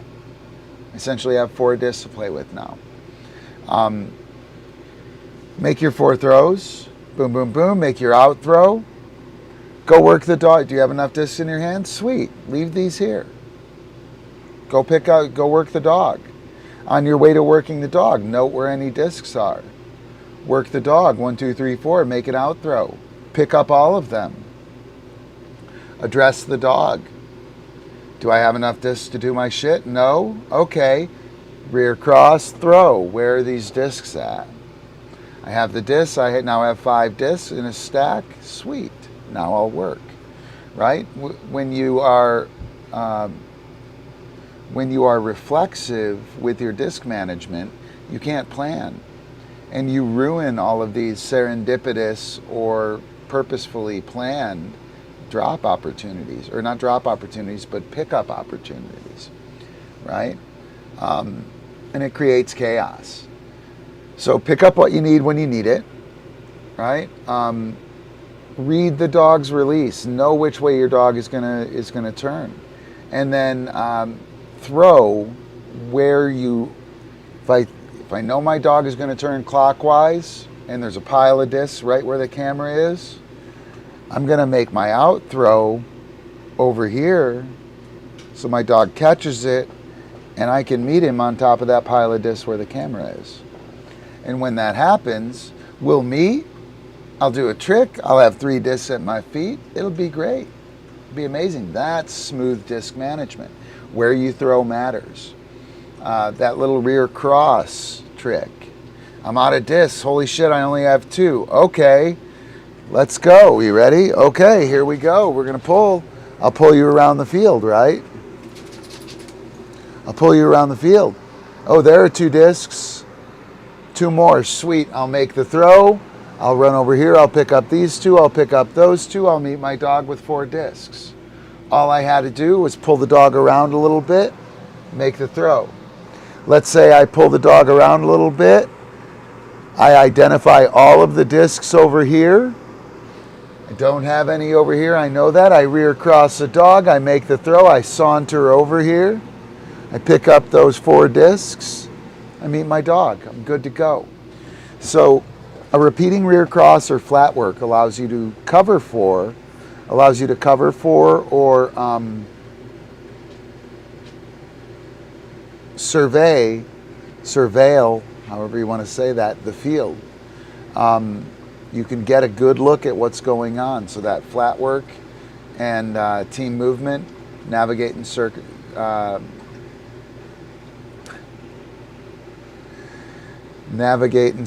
the field.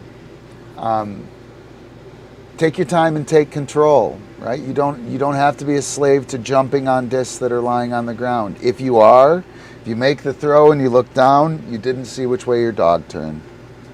If you have to pick up 1, 2, 3, and 4, by the time you turn around, your dog is on you. You've lost all opportunity to hook up in a graceful team movement manner.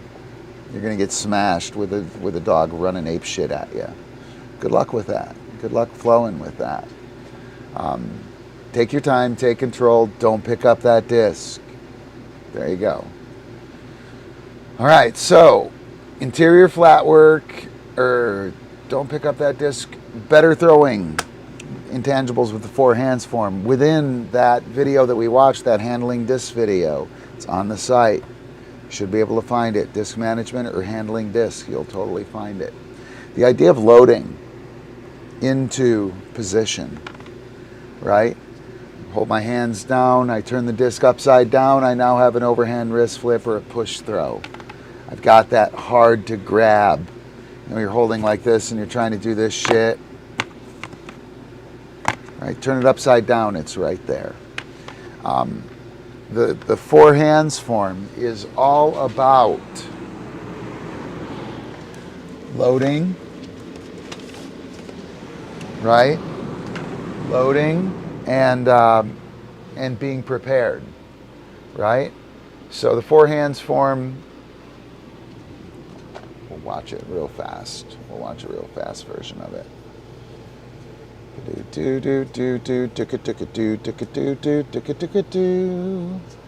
Is that not in here? I don't even think it's in here. It's one of the lessons and it isn't in here. Give me 1 sec.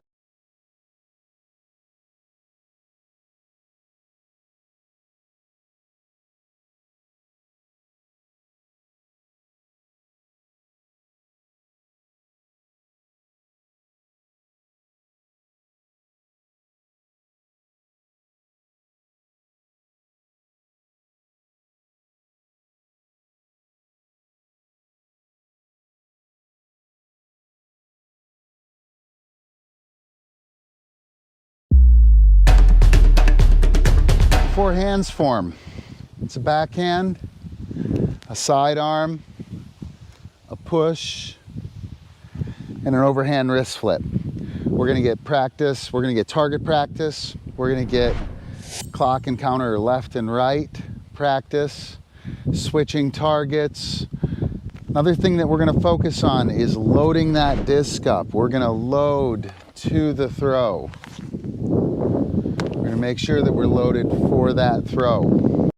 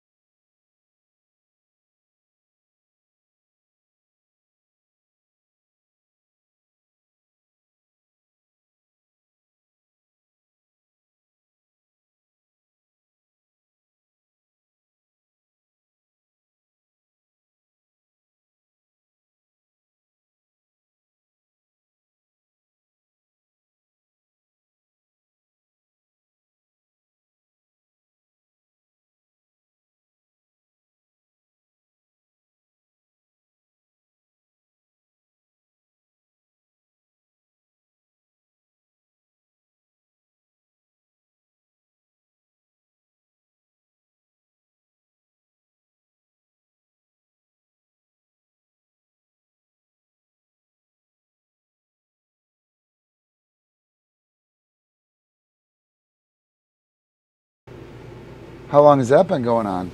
Sorry. The start of that four hands video. Awesome. Blah, blah, blah, blah, blah, blah, blah, blah, blah. So I was, you could see what I was doing, right? I was just talking about loading and shit. I won't go back through it. The important thing about the four hands form in regards to coming off of that handling discs form is the loading aspect. I'm sorry, guys. So that you are loading, boom, pow, right? So we have this, we deliver the load to the throw so we can be efficient, boom, right? Pow. The four hands form, I believe, is superior to a zigzag because we are not worried about the performance aspects of the zigzag. We are selecting a new target every time we're practicing, right? Because we have to switch. We do a zigzag, we set up here, we set up there. Let's say we put two people out there. And I go, ready, set, backhand, sidearm, push, overhand wrist flip. Well, I made two reads. I made read number 1, read number 2, and then I did it. We have read, plan, do. Read the situation, plan what you're going to do, execute the plan. Read, plan, do, right? So, wow, that really brightened things up. Funny. Within the zigzag, we read once, and then we do. In the four hands form, we load, we read, we hit the target. We switch, we load, we read, we hit the target. We switch, we load, we read, we hit the target. Switch, load, read, hit the target. And that actual switching, also huge part of this skill, being prepared in position and loaded pre is what we're trying, one of the things that we're trying to accomplish with the four hands form. All right, so intangibles, ton of them. You should look for them. Stop looking for the sexy shit.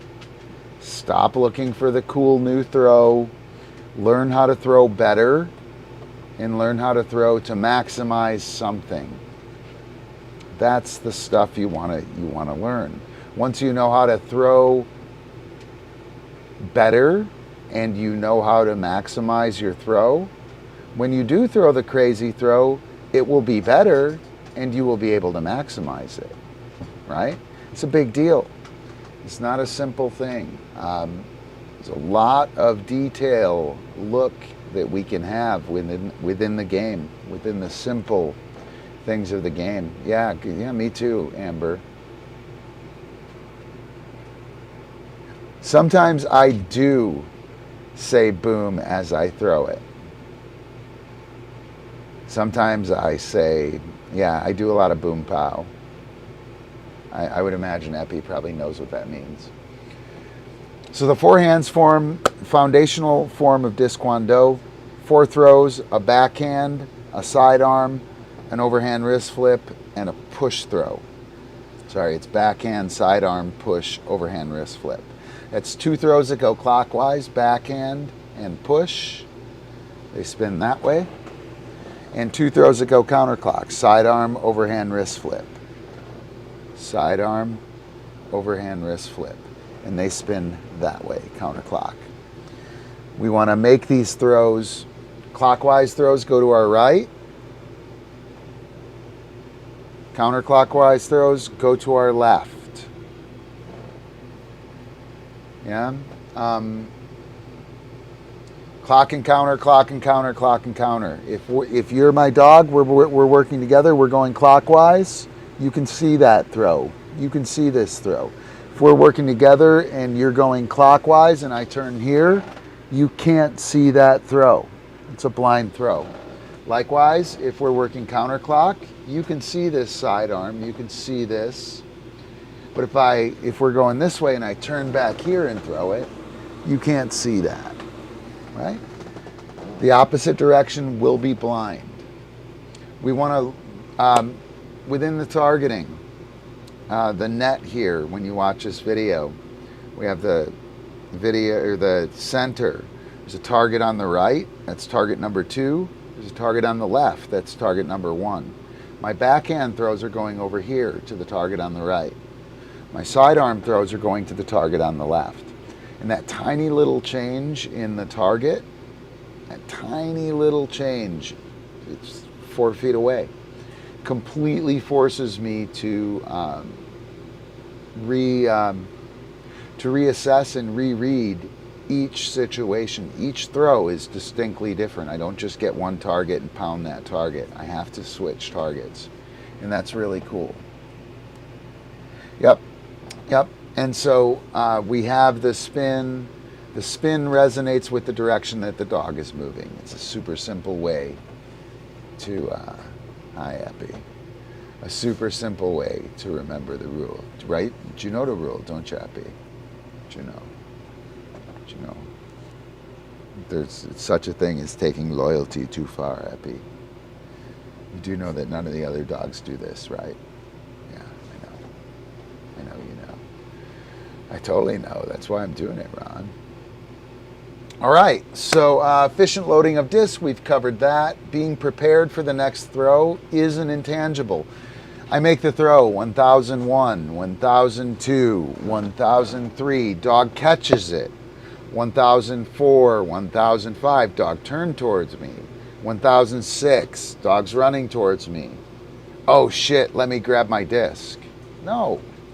I make my throw. 1001, I load up my next throw, I'm ready to go. Just hanging out, right? So I make the throw.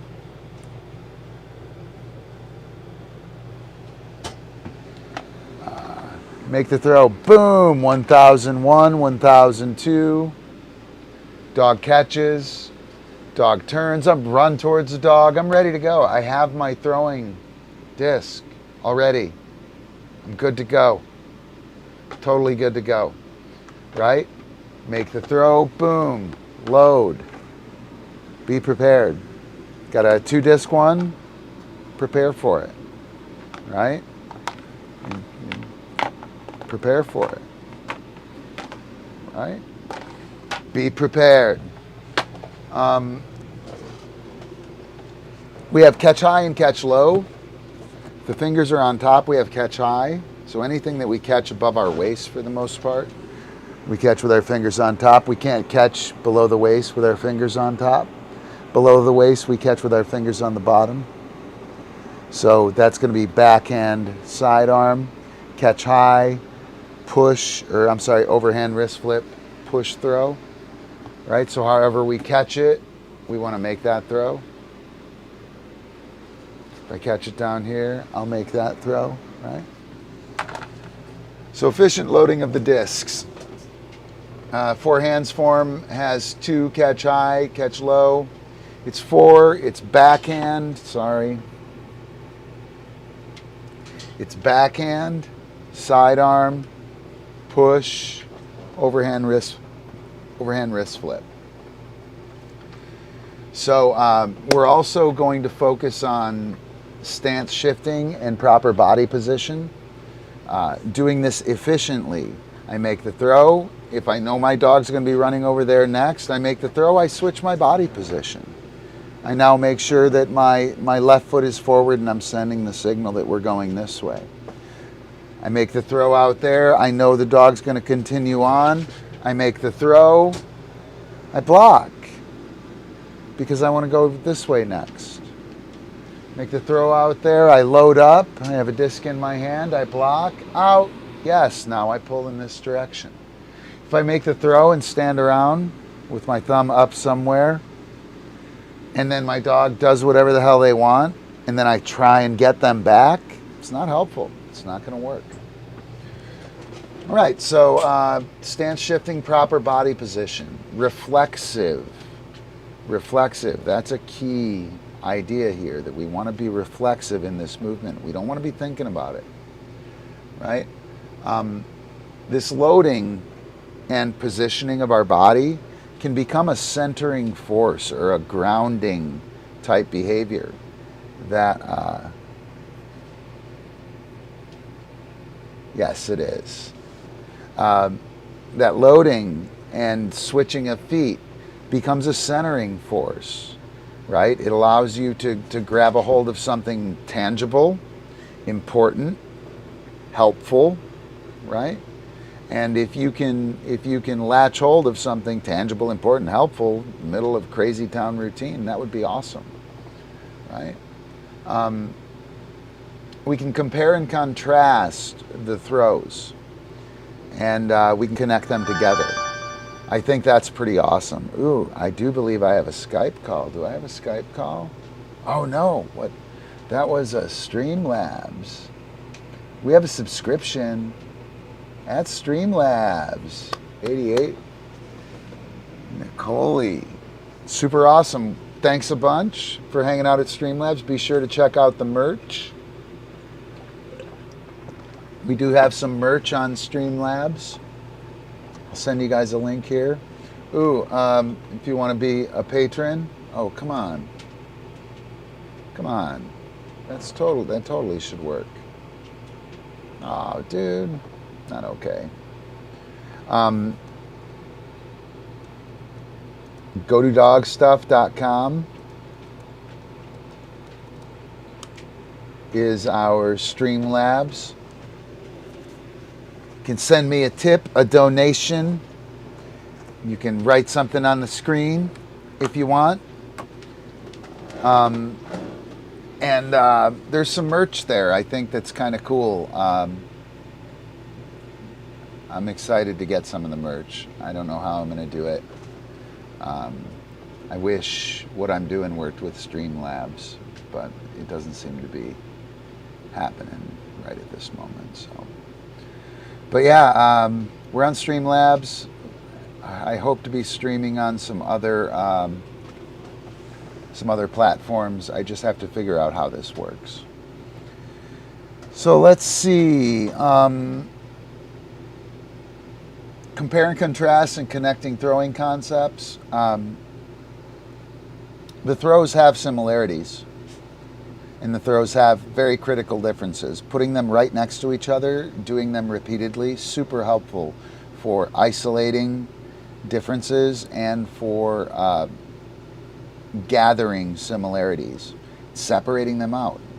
If we want to compare and contrast two things, something silver, something gold, we put them right next to each other on a black piece of fabric in the same lighting, right? Very easy to tell silver from gold in the same lighting.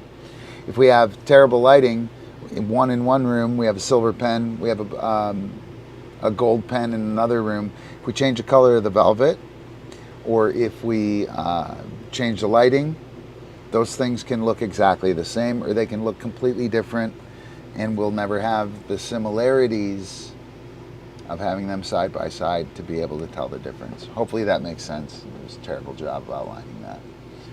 But in addition to the compare and contrast, connecting throwing concepts, we get to grab the success factor of one of those good solid throws that we make. So one of those throws is good for you, hopefully. And if it isn't, it will be soon, because we're doing boom, pow, boom, pow, boom, pow. You're going to wind up picking one of them up, and you'll gravitate towards that and use that to leverage you forward with success.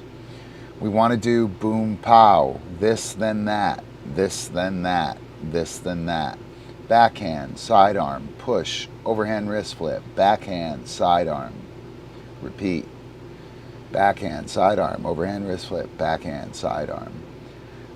One more thing about this, we're really in pursuit of a great backhand throw, precise, be able to place it, hover it, do all kinds of stuff with it. And we're looking for a great counterclock throw, which would be either the sidearm or the overhand wrist flip. So there you go.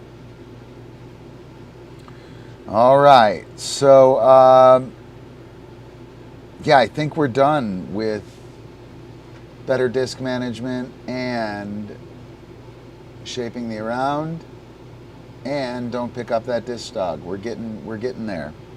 Any questions on stuff we've hit on or covered? All right, I think we're gonna watch something, and if anyone wants to call in, I am K9 Disc on Skype. I am available for a Skype call. And Sage Paw, remind me about your upside down thing really far. Maybe we'll talk about that. So, what do we got next? What is next? Oh, I need to fix this. I gotta be careful. I don't want to ruin... Oh, that's a new one, so I'm not gonna ruin anything. Boom. So, what are we gonna do next? That is a good question. First thing I'm gonna do is slide these things over. It's so funny how easy it is to get distracted while you're doing this. So I have behind my screen here, I have Streamlabs set up, right? And I can see all kinds of cool stuff in there, but I can't see it if, anyway, I moved my shit around and now I'm lost. It's easy to get distracted. So let's see, what are we gonna do?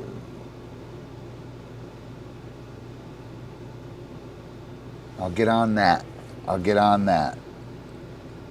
You're on the wrong week, Sage. You're a week early. But we'll totally take it.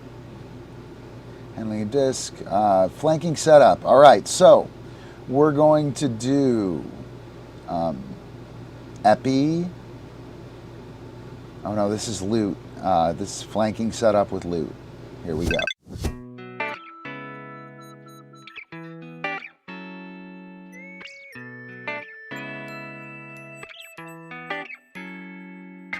You.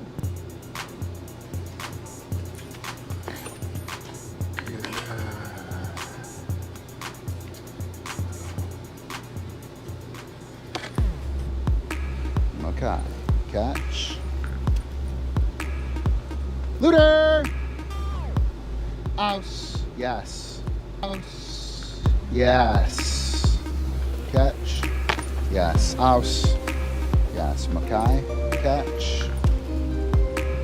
Yes. Good man. Ouse. Through. Cat. Through. Catch. Yes. Ouse. Yes. Okay. Catch.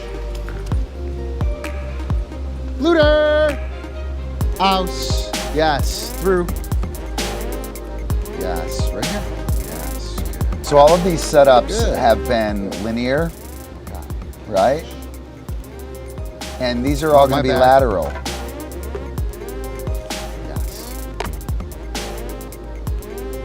So all I did to make that lateral was to turn as my dog was coming back to me.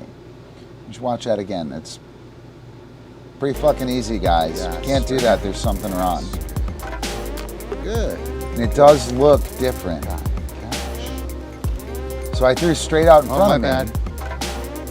And all I did was turn sideways, and now I have a different approach and hookup from the dog. I've also demonstrated a flatwork skill of stopping the dog. Here we're going the other way. Ouse.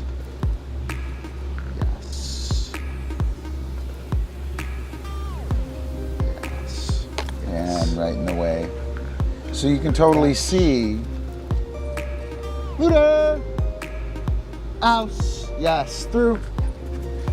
Yes. So, yes. Through. A flanking through. Yes. Pop. Good. Catch. I think this one is pretty interesting. So this is pretty much how everybody relines up, right? They do the vault, they line back up, they allow the dog to approach from front position. Pop.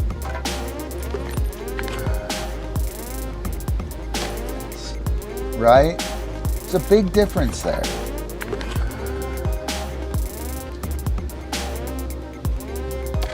Right? It's going to demonstrate flatwork and team movement. Good. Here comes the linear retrieve for the through. Yes. And it doesn't look bad, like there's nothing wrong with it. But when every single one comes in like that, it gets boring. And when somebody does the work of setting up something nice and pretty like that, the dog never slows down, never stops moving, their movement is embraced, they should have some weight, I think. Right? I like it. I like it a lot more. So backwards through here. Good. You can see like backwards through and flip. Pretty standard way for people to do it. You can see Loot working really hard, right? He's running like crazy. Yes. And there we have a nice, it's much more smooth. He's approaching from the side. Yeah. Right? It's a little more round. It's not like a question mark. So, flanking retrieves,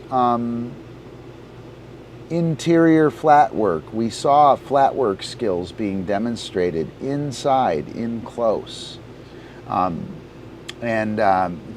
is happening all over you as a player, regardless if you know you're doing it or not.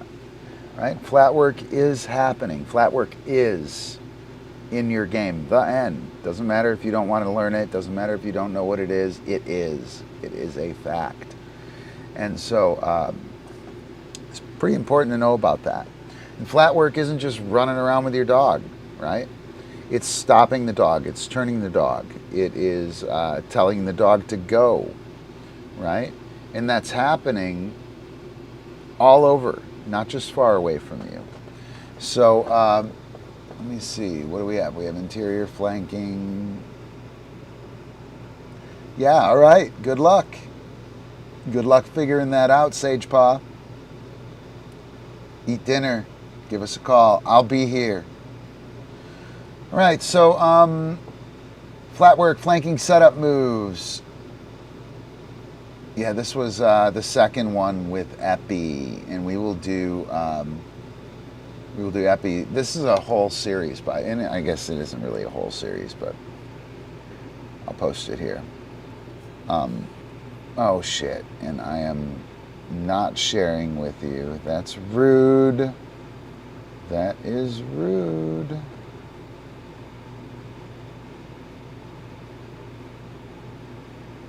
Totally rude.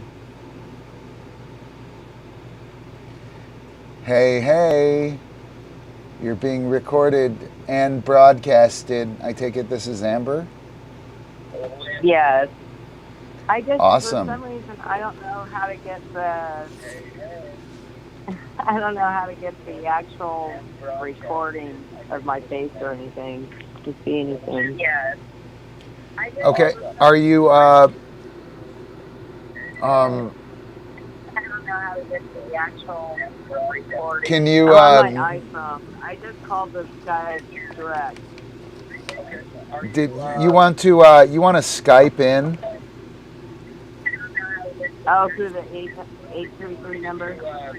No, you'll want to use, are you using the Skype app? No. Yeah, you'll probably want to use the Skype app.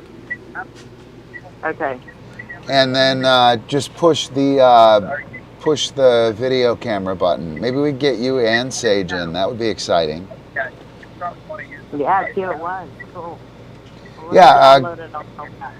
Yeah, sweet. Give that a shot, and then give me a call in a few, and we'll put you on. You are working, but you're not noise. You're not noise canceling. Yeah. And you know, we want to be able to see you. All right, I got another call. Gotta go. Okay.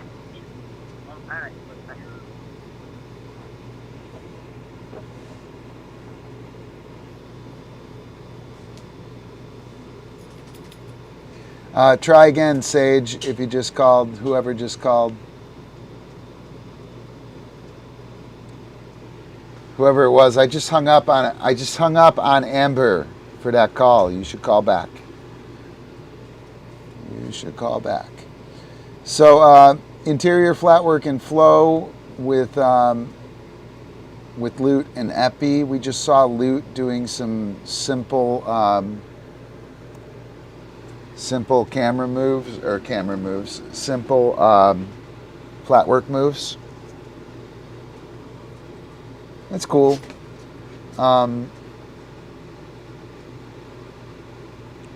Just turning to the side, guys, makes a big difference. Makes a big difference to what your pattern of play looks like, and also to how you handle and how you interact with your dog. You want to demonstrate those interaction skills and that smooth team movement. That's pretty important. So let me see here. We're going to talk about scooting with Eppie, right? I'm actually going to let you guys watch the video. We've kind of pounded the videos already, but yeah. So scoots happen from front position, right? I think that is in here, isn't it? Is it in here? Loot, flanking, setup. Yeah, sweet. So we're going to watch Eppie. We are going to watch Eppie. Yeah, Amber, really, really good point. These movements, those angles that Loot demonstrated and that we're going to work on here with Eppie, they're novel, they're interesting, they're filled with pressure in communication opportunities with the dog. So I pull you, and then I stop you, right? And you're like, wow, that was amazing. And I pull you, and I stop you. And the game becomes like, yeah, let's move together and get the disc together. I'll follow you, right? And that's how it should work. I'm throwing. I get to decide where we're going to go, right? And I'll let you go places, and I'll send you places you want to go. I'll send you where we're going to win the game, right? But I have to be in charge. I'm the thrower. You can't just like scream, throw where I'm going to be, and take off. It's not fair, right? So within that flatwork and team movement, lateral setups, you get more opportunity to interact with and be a teammate with your dog. When you're running at me, you're an opponent. The only time that a player on my team runs at me is when the play is done and we're ready to do it again, right? When my player is running at me, something's probably wrong, right? When we're running together, come on, we're running together. We're a team. When you're running at me, there's probably something wrong, or we're resetting the play. And you don't have to reset the play every time you do something. The play can never have to be reset at all. So let's watch Eppie. Here we go. Interior flanking and flatwork with Eppie. I hope.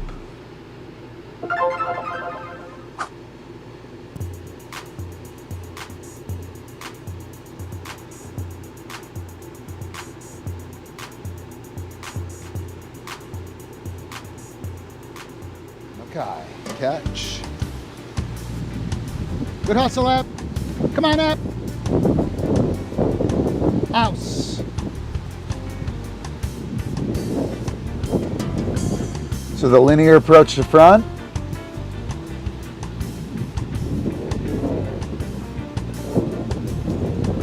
Yeah, I know, it's gonna be tough in the wind. We got bad wind for this. You ready? Okay, catch.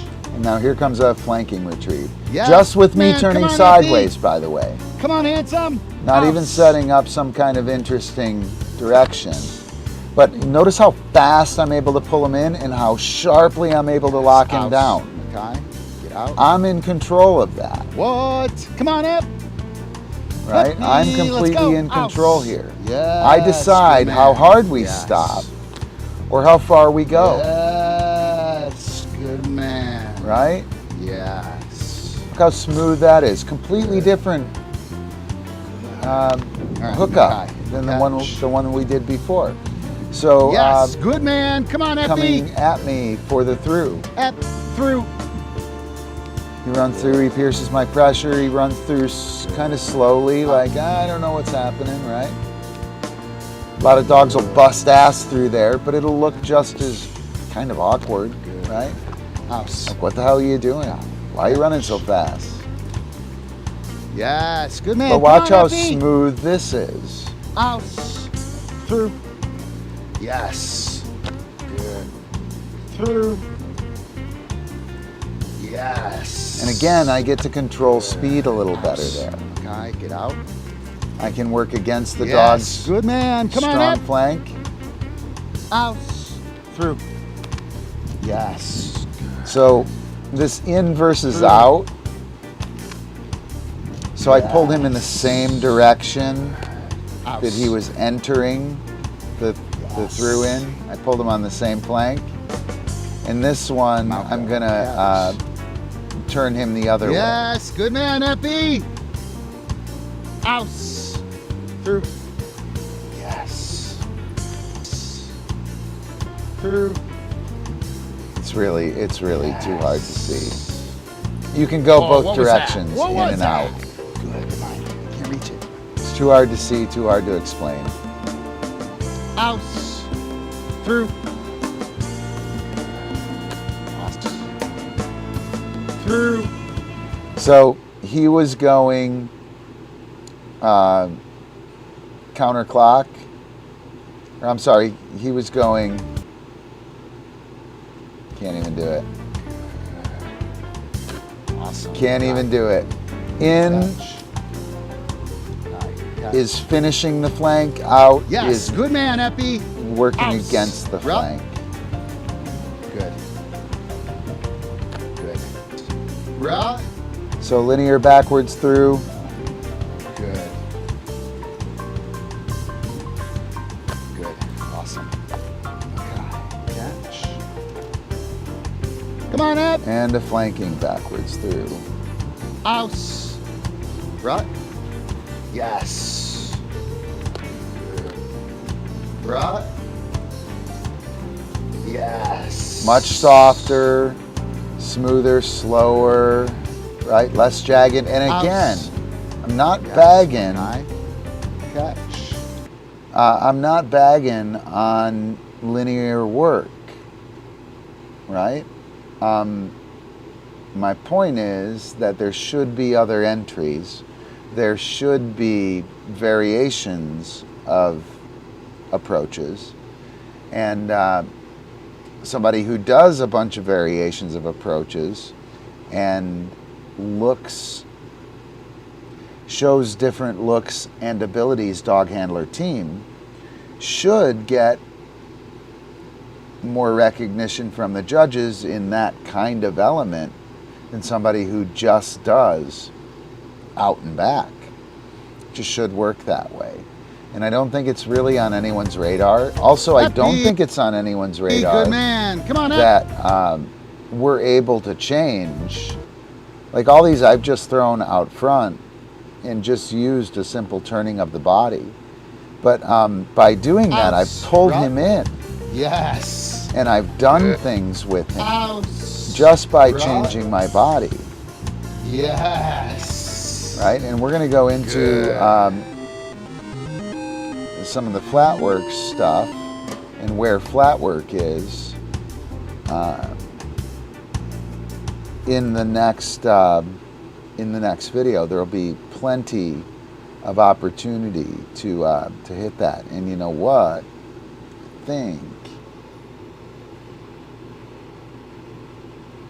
I think we'll just jump right into that, actually.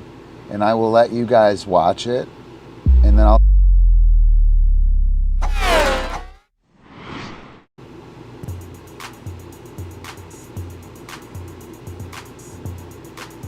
This is actually the video that we're supposed to be watching from this lesson. Yes, Makai.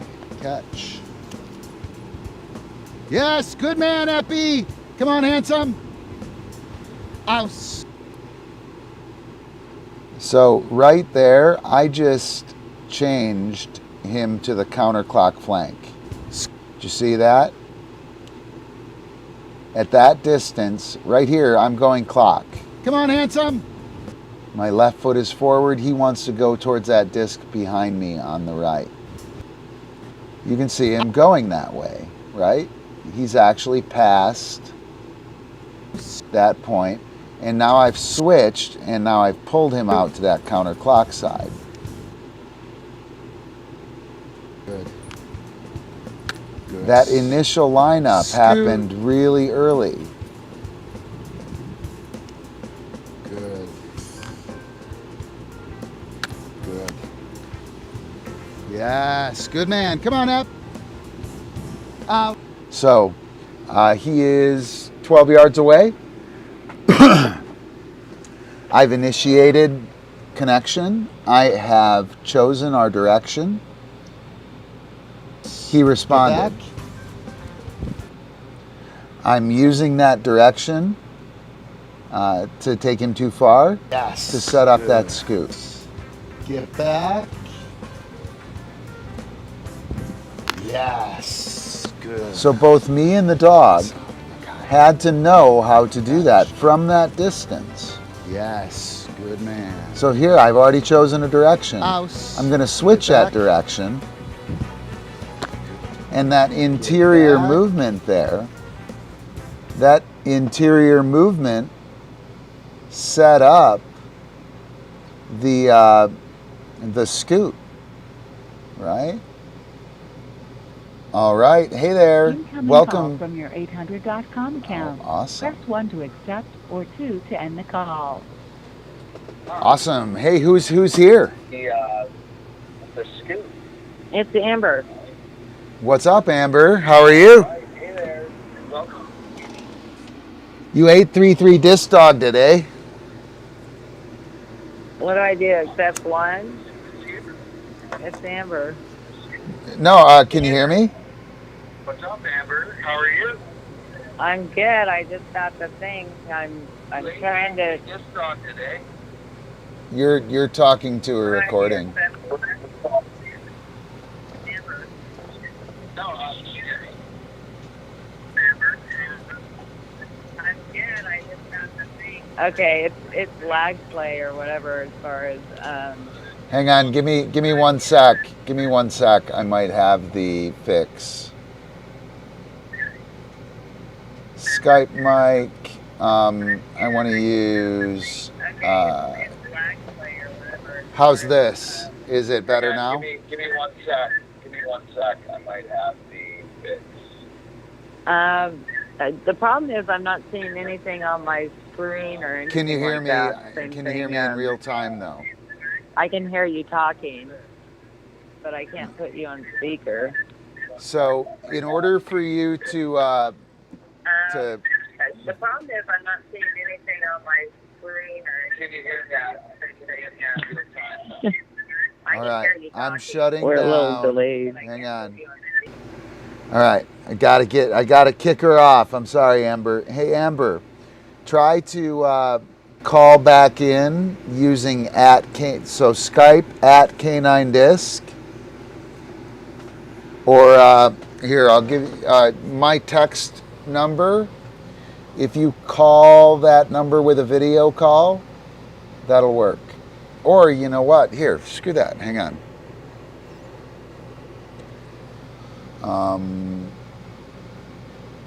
Let me see. New call. Where can I get a new call? No, don't want to do that.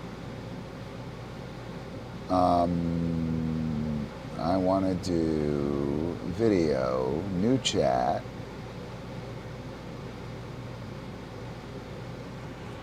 $8:05. Do you have a Skype name?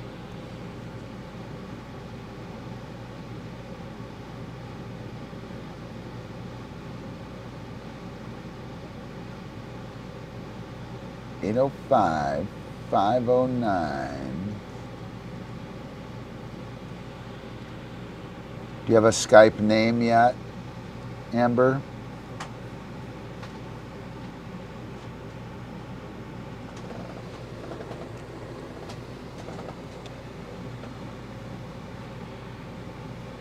So, what is it? What's the Skype me number? Oh, you know what I should do? I should. What's my Skype me number? Let me see here. Skype me now. Hang on.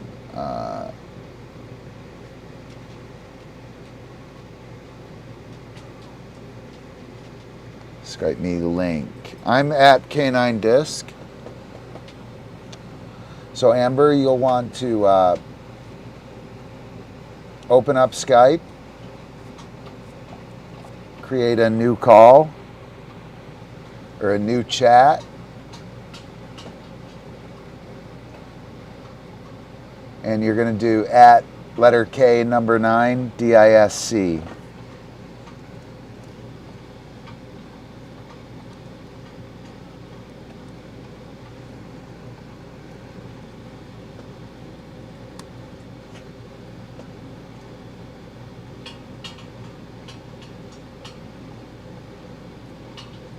All right, here's a link. That should make us friends, apparently. But you can just Skype me at K9 Disc. I don't know, I don't remember what the Skype me number is, though. Skype me link.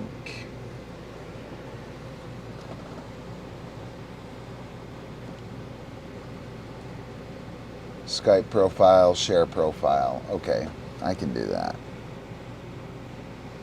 Skype profile.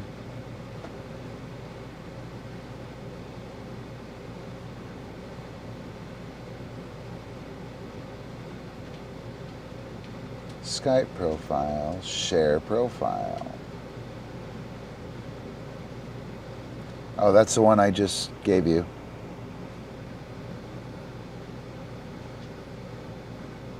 So my Skype name is K9 Disc.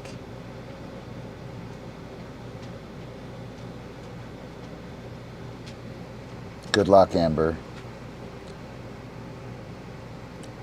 All right, back to the Flatwork stuff. We'll call. Okay, get out. Yes, good man. House. So I've declared clock. Back. I'm going to send him clock, and then I'm going to switch on him and pull him back. Yes. Good. Right? Back. But that started way the hell. Yes. Good man. There. House. Started 15 yards away, guys. Back. Yes. Right? When our dogs just linearly approach, we're not approaching as a team, and we don't think that the dog is part of our team until they get right there. Get back. So with that move, while he was in the air, while he's in the air, I'm going to set the flank. Back. There. So I've set the flank. We're getting ready to go clock. Now we're going clock. Yes. And then he backs up through. Get back. That's my flatwork right there. Yes. Good. Whoa. You ready? Right here. I'm putting him in heel position right there. Get back. Good. So that one was from the front. Get back. Good. Rebound. Good. Get back. That movement towards him. Rebound. I'm moving to Back. facilitate that flank right there. Good. Those are flatwork principles. Get back. And they're in effect in these complex interior moves Good. Awesome. and sequences. Spin. Right there. Good. Spin. So this setup move sets up a really nice distance for vaulting. Doesn't really from here Twist. Yes. Good. because he's following me pretty good. Yes. Good. Aus. Right. Twist. Good. Right. Twist.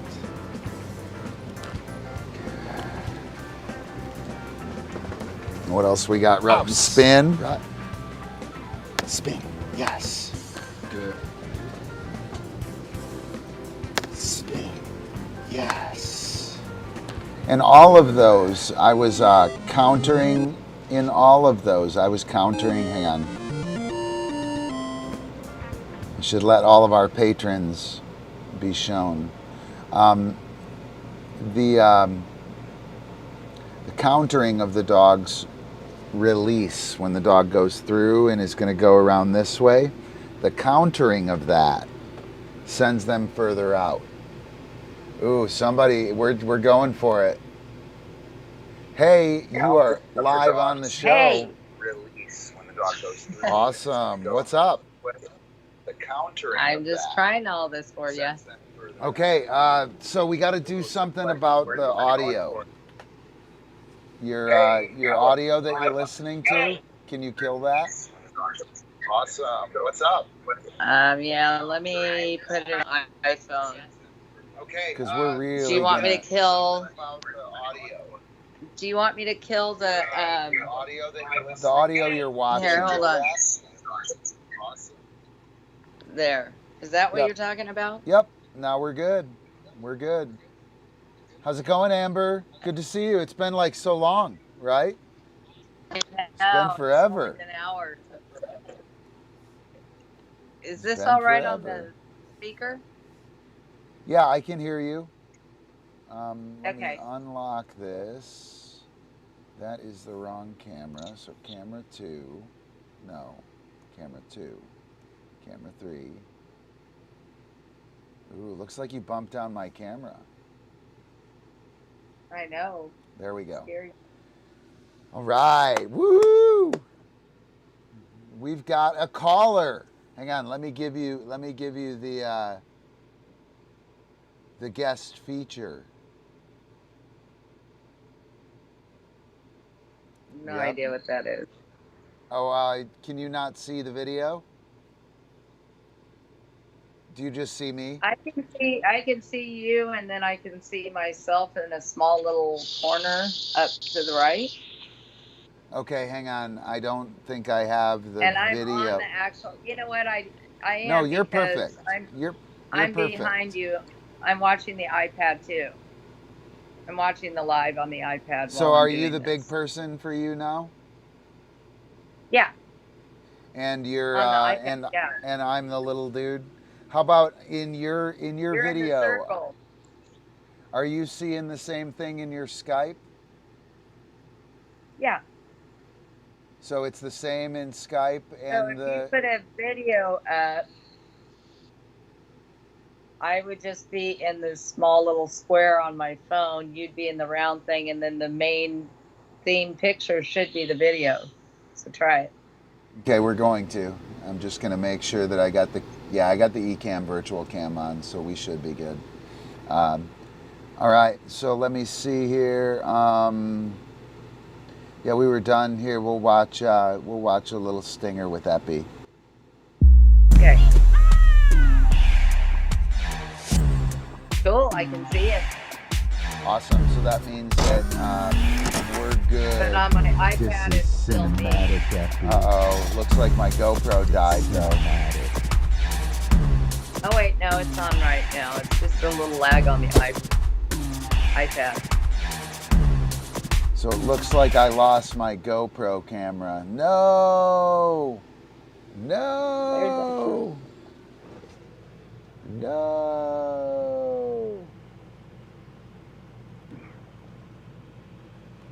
Ah. It's trying. It's trying.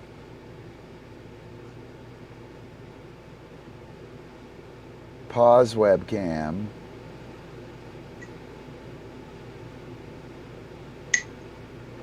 And now resume webcam.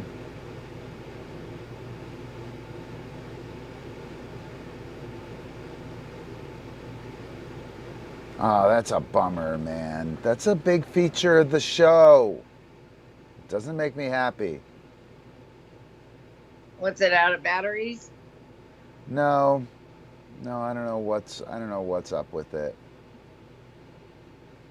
Maybe it doesn't like Skype and GoPro at the same time. Might not. It might not, actually. I don't think I've had it on with Skype. Ecamm Live program. And if I pull it, it's gonna die. It's gonna be out. It's gonna be out regardless. So let me pause it and see what it does.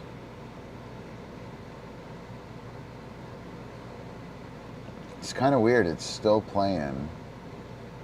It's almost like it's anti-buffered. So what's going on since whenever? Since class? When was that? A couple hours ago? Yeah. Excellent class. No, I just went and worked the boys for my whole, 15, 20 minutes in between. Oh, did you? I didn't take them to the park. I just did, I worked the shuffle and juggle with Zephyr, and then the dog catch with Zeal. Zephyr's really only coming off on the, I'm going to get it wrong. The juggle is the juggle is the drop. I got it just the opposite, don't I? Juggle is the give. That's the one he'll come off on, if anything. Yep. He says, I don't have the patience. Because he tried to just go ahead and spit it out. Like it was the shuffle. And I'm like, no, dude, we're giving it to me. So I just did that for a little bit. He got it. We ended up on a high. So that was good. Cool. I dismissed him. And then did Zealy out on a different table. I'm just kind of moving around with the dog catch. Right. Trying it in different locations, different equipment. So that's all good. A big whopping 5 minutes per dog, probably. Well, good. I'm glad it went well. I have... Oh, no. My camera's dead again. GoPro's dead. God damn it. Not happy with that. I had some GoPro malfunctions yesterday, actually, on my new GoPro. I've never had a GoPro malfunction. So what is it doing? It's just glitching right now. Yeah. I don't know what it's doing. I don't know why it's doing it. Could be. That would be what I would think. You know what? Let me actually shut that down. I think I can shut it down.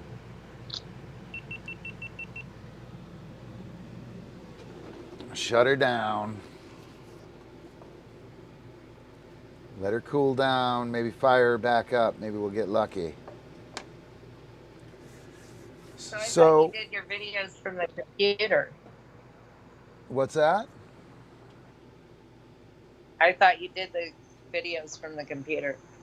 Yeah, totally. But the GoPro is that cool visual of my desk. Ah, got it. Yeah. So now all I have is the You're Busted cam. Okay. Right. And us. But yeah, pretty cool, man. Pretty cool. Well, I'm just glad that I can hear and see, because I know Sage had issues that first time, you guys, where she couldn't. I think you fixed it at the end. Right. Zephyr is having a dream, if you're wondering what that noise is. It's awesome. It's that damn Frisbees. juggle. I always wonder if Frisbee dogs hate Frisbees. Fuck, she's throwing another one. God damn it, she's throwing another one. Oh, is it ever gonna stop? My job is never done. Like, I really wonder that. Especially when they're like pitter-pattering in their dreams, right? Super funny. He's probably having the issue of me doing the oppositional throwing. Yeah. Damn it! Right? PTSD from oppositional feeding. Funny. Yep. The horror of it all. That's funny. Yeah. Trying to figure out my hand feel. All right, let's But no, that's the first thing I thought about when you said turn to the side. Because remember, Zephyr was slowing down to come in. Yeah. Yep. You know, pull him in or drive him in a little quicker, keep him going. Yeah. So, for those of you guys who don't know, what Amber's talking about is the direction that the dog likes to go. If you move in that direction, you will accentuate the dog's speed. You'll increase the dog's speed. If you like stand in the direction the dog doesn't want to go, you will slow them down. They will not approach as quickly. So in toss and fetch, might be as simple as putting your other foot forward to get a faster retrieve. You could put a clock on that on most dogs, and you could tell a difference. Those of you guys who are looking to shave a second or two off your toss and fetch in a round for that fifth catch in a minute, that'll do it for sure. Yeah. But I really like the way, I like the elasticity of those flanking entries. They're like elastic or rubber bandy, you know? Yeah. When the dog runs back at you and gets there, it's just a clunk, you know, clunk. Or it's a piercing, and then we hook up. It's like a magnet that goes too far and then snaps back together, which is cool, man, right? But if I see it 12 times in your routine, it's not nearly as cool as it was the first 3 or 4, right? Yeah. Should have some variety of movement. And,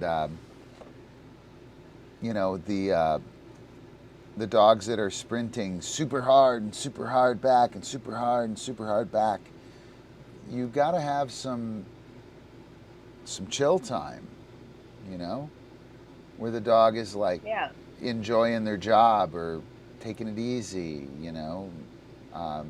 The assholes and elbows all the time. Oh, I'm running. You know, it gets old, and it's not emotive. Everybody knows the frisbee dog wants his frisbee. Okay, now show me another piece of the story. Right? Show me another piece of the story. with Zeal when you're talking about that rubber band deal of pulling them in. All I have to do is step back and lean a little bit, you know, after the catch way out when we're doing our track and collection, which is just like the toss and fetch. And not that he ever lags, but sometimes, you know, I want him really coming in to get a good crisp drop, that kind of thing, whatever. And if I just put my foot back and lean back a little bit, boy, you know, the gas comes on for sure. Yeah. Yeah, it's just amazing.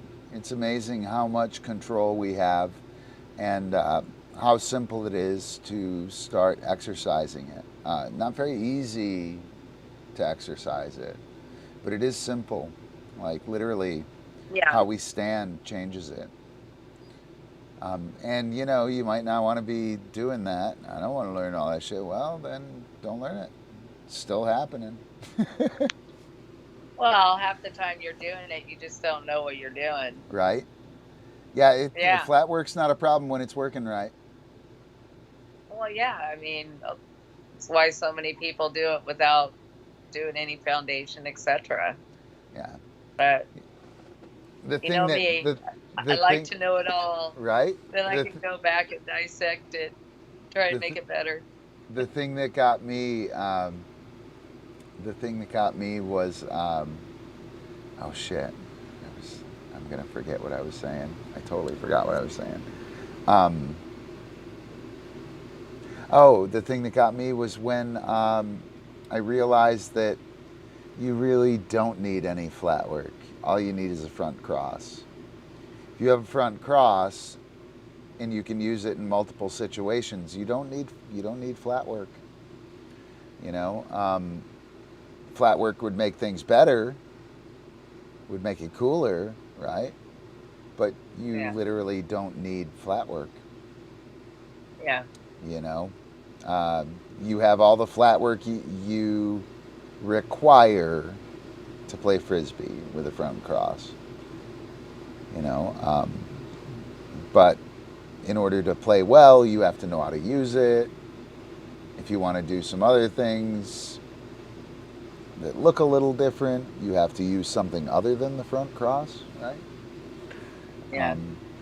But yeah, it really made me laugh because I didn't like how come people aren't like picking up on this shit, and then it hit me that they have a front cross, they don't need me for anything. You know, they're essentially experts in the front cross. Yeah, but it's funny how many of them are doing a front cross or a rear cross, and they're not doing it purposefully, I guess, properly, or purposefully. Yeah. That's a better word. Yeah. Yeah. And so imagine what they could do if they actually knew what they were doing to make all that happen. Yeah. Yeah, that's the thing that, you know, that's the thing that keeps me going on that, you know. Should just quit banging my head up against the wall on like trying to make, you know, headway with it. Should be happy that people know what flat work is at all at this point in time. But there is that half-open Christmas present on so many players. You know what I mean? And nobody's talking about it. You know, if it isn't a sexy fucking thing you can... If it isn't a sexy thing you can show on Facebook in 10 seconds. That can make or break Christmas, whether you know about it or not. Right. I found it interesting, you know, since we've had the reopening. I've run into different people that started Disc, like me, because of COVID. Right. You know? So yeah. There's a lot more new people out there that need you, Ron. Yeah, and if well, they you don't know, need you, their dogs certainly do. Right? Yeah, somebody does. It's just funny because, like, I talk about this a lot. We're just not wired for creativity and open-ended stuff. We're wired for metrics and success, and you know. It's complex doing this shit with a dog. It really is. So it's pretty elite level dog training if you're doing it at any kind of top tier level, there's a shit ton of dog training in it, man. Like, it's really complex. Whether you find it complex personally or not, it is really complex. No, it is. Trust me, I'm learning as I go. Yeah. What I thought I knew, it's kind of that old cliche, I wish I knew half of what I thought I knew at 18. Right. Yeah, totally. Yeah. And That would be terrific, wouldn't it? And then you got all the different generations that are on the Insta fix. Yeah. Well, like they want it they want it yesterday. And we used to wait 3 weeks for a fucking book. Yeah. 3 weeks for a book. Oh, I got some microfiche coming from the library. Maybe I'll have that research in a month.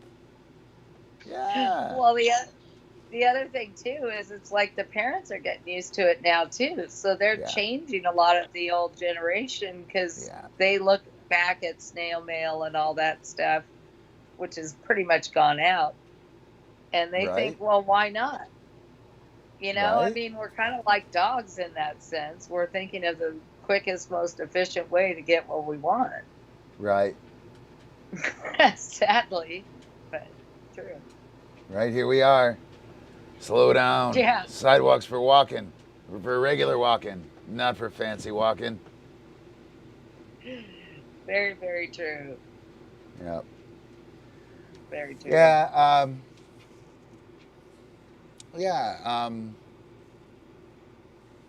I think everyone could benefit from knowing a little more about what they're doing. I think that would be helpful. And you know, I like to know how things work. Yeah, I do too, because if you know how they work, when you have a problem, you can at least go back and figure out what's going wrong. Right. Instead of banging your head against the wall and continually doing this same thing over and over again and expecting different results, like in insanity. Right. Which we tend to do if we don't know or have a clue to the foundational chain, etc., of what we're doing. Yep. I think it was, I can't remember who it was. Might have been Langston Hughes. The trouble with the world today is the stupid are cocksure and the intelligent are full of doubt. I think that's an awesome quote. And you know, we were talking about Dunning-Kruger the other day with Alicia. So I'll bring you guys in on the conversation from class. If you're a patron, you could go over there and watch the replay of the video, actually. Here, I'm going to shill for Patreon now. But we were talking about the Dunning-Kruger complex. So Alicia, and most people tend to think the Dunning-Kruger complex about being dumb, right? That dumb people think they're smart, and that is one of the applications of it. But I think one of the more interesting applications of it is that the better you get at something, the more you start to question your ability at it. And so Alicia has become a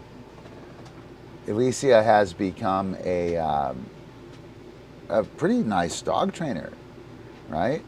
And it seems like every time she takes a big leap, she has this real low time right after it, where she takes this big leap and she's like, oh my gosh, this is amazing. And then the next time I see her in class, she's like, oh, fuck. Like, we had really, and what's happening is she now knows where her gaps are. And she sees more of the gaps.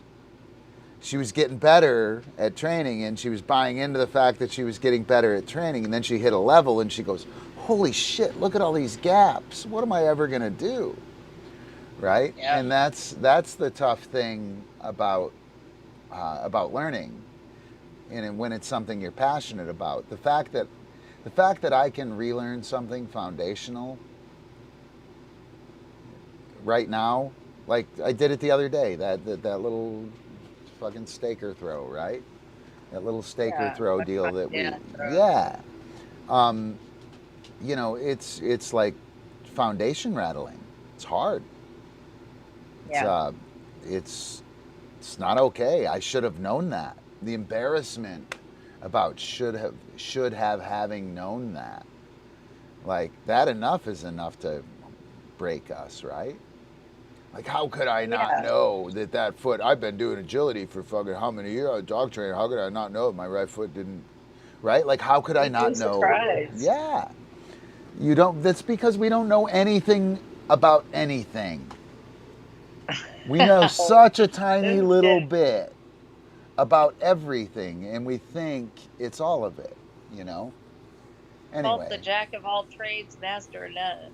Yeah, and if you're not comfortable with that, you know, this game can be tough.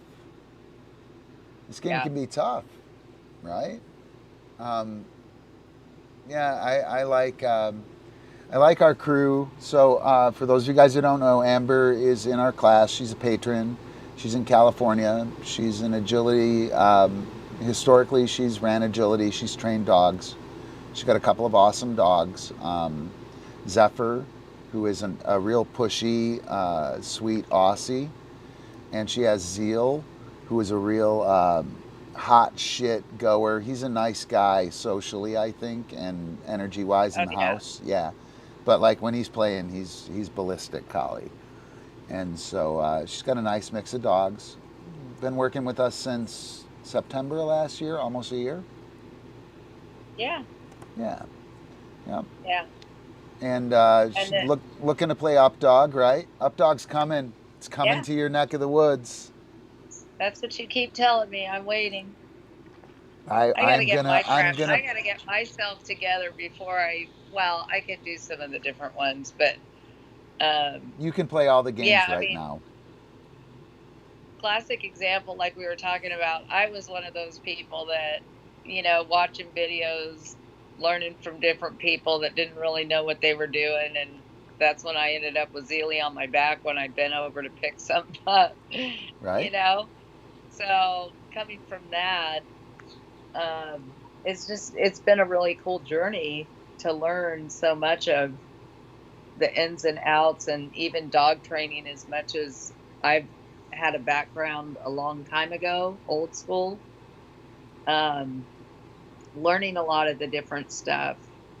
Like I'm loving that cookie train. Right?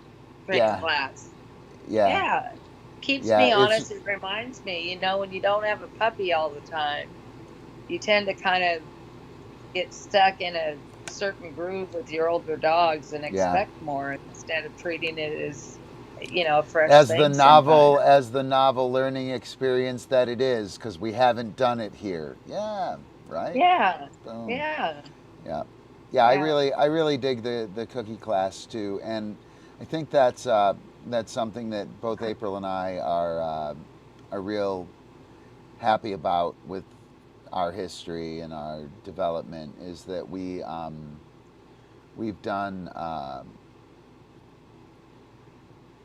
our work has dog training, relationship, lifestyle applications as well, right? Absolutely. Like that's, it's not just you're going to go out and do this trick with your DiscDog.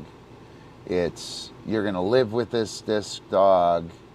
You're going to travel with this DiscDog, right? You're going to be able to walk better on lead with some of this stuff, right? Yeah, like.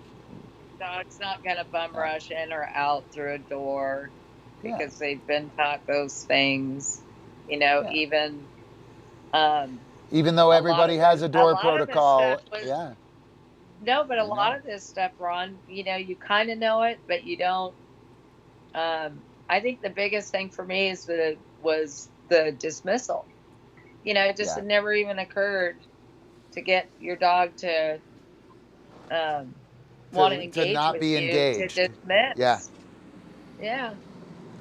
Of course, I hadn't really ever had that problem. You know, Zephyr, the other day I was sitting there, I didn't have anything to throw or the boys were hanging out after running and everything. It's fall, leaves are falling. Right. So we played a couple games of catch with leaves while I was sitting on the grass. He thought it was great fun. Yeah. And don't have to worry about him not being motivated to engage, I guess is what I was trying to say. And Yeah. even Zeal joined in, who's Mr. Not so much into. Right. Yeah. We only do the real thing. We just do the real shit We here. do the real thing. I say when, I say who, I say how. Yeah. Yeah, we just do the real thing and here. when I agree with it, I'm 120%. But Right. yeah, no, he's come a long way in that aspect too. That disengagement's worked wonders for him. Yeah. Yeah, and dismissal as a tool, like for what we do, is just completely critical. Yeah, because I think initially people would hear that and think it's a why can't I even think of the word punishment? now? It's a punishment. It's not. Yeah. It's just I'm not available right now. Well, you know what? You know what though? We have a lot of people who have that. Right? Like that's what it is. Yeah. But for some reason, because we all have used dismissal as I can't speak for everybody. I know I have as a punisher where you get so frustrated and you're like, go get on your bed or. Well, that's why I say it's one of the reasons why I say go do dog stuff. You know how dumb you sound when you scream, go do dog stuff. Like, it is the dumbest aggressive cue you can give. Like you essentially have to give it like you care for the animal. And what I really dig about it is that generally speaking, you're telling your dog what an awesome thing they've done. Yeah. And then you dismiss them, which is what, wait a minute. You're not frustrated. You're not. Why are you sending me away? Yeah, I think a lot of people think that's mean, though. I think a lot of people think that's mean. No, I don't think it is. I don't either. I think it's a lot healthier than losing your shit and sending your dog to the kennel or something like that. Well, and I think it's I think it's a lot healthier than or continuing to work something that is just you're going to ruin. Dashing them with like effusive praise. Nothing is worse than a doting mother. Your mom drops you off at the back of the mall. If you have a doting mother, she drops you off at the back of the mall. If you have a cool mother, she's driving a fucking Jaguar and she's, super cool. She drives you to the front of the mall, right? Yeah. And, the mama that kisses your boo-boos and whatnot is only really important then. It's that I can't quite get there.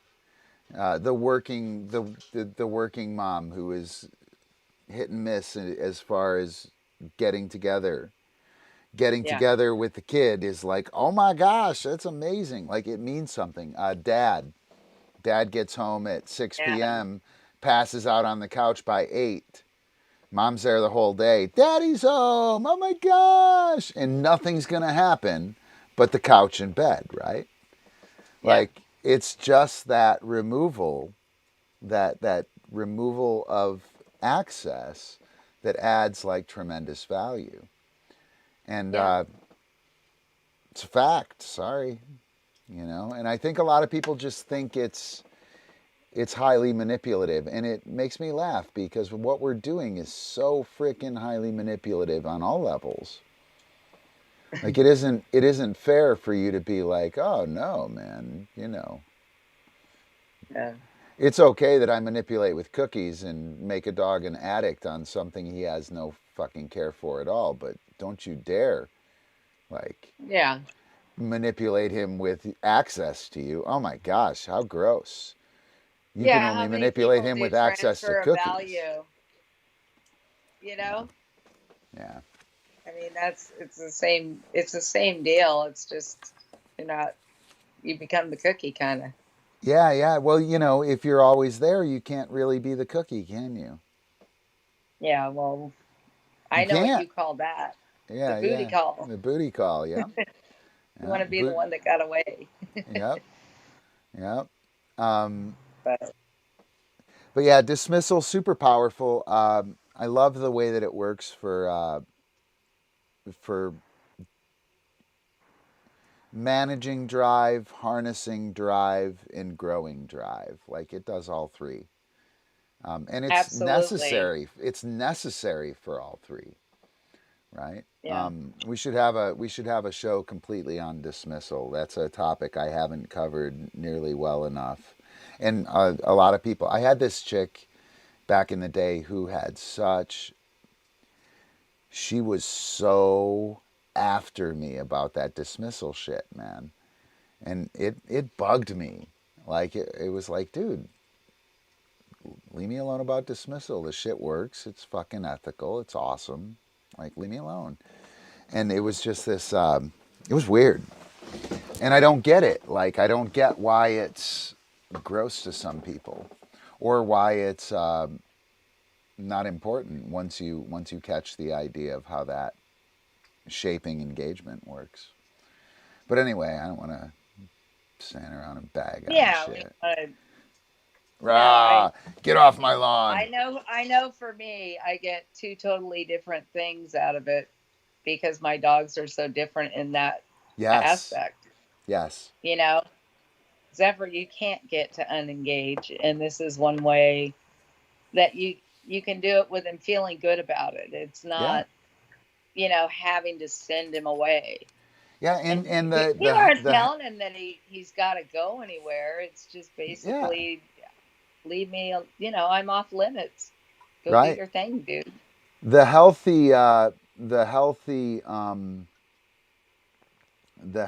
was one of the only ways I could get him to engage softly. Because prior to that, he never would. Yeah. Yep. The mauler. Yeah. Fingers. Oh, wait. Why is it doing that? I don't want that. I don't want that. Is that. Your GoPro? Yeah, no, that's No. I'm trying to do the Epic phone. Oh man, the hornets here. I have like a hornet visitor at least one every day, and they're making me a little uncomfortable. I don't like bugs. Hornets are nasty. Yeah, they're all right.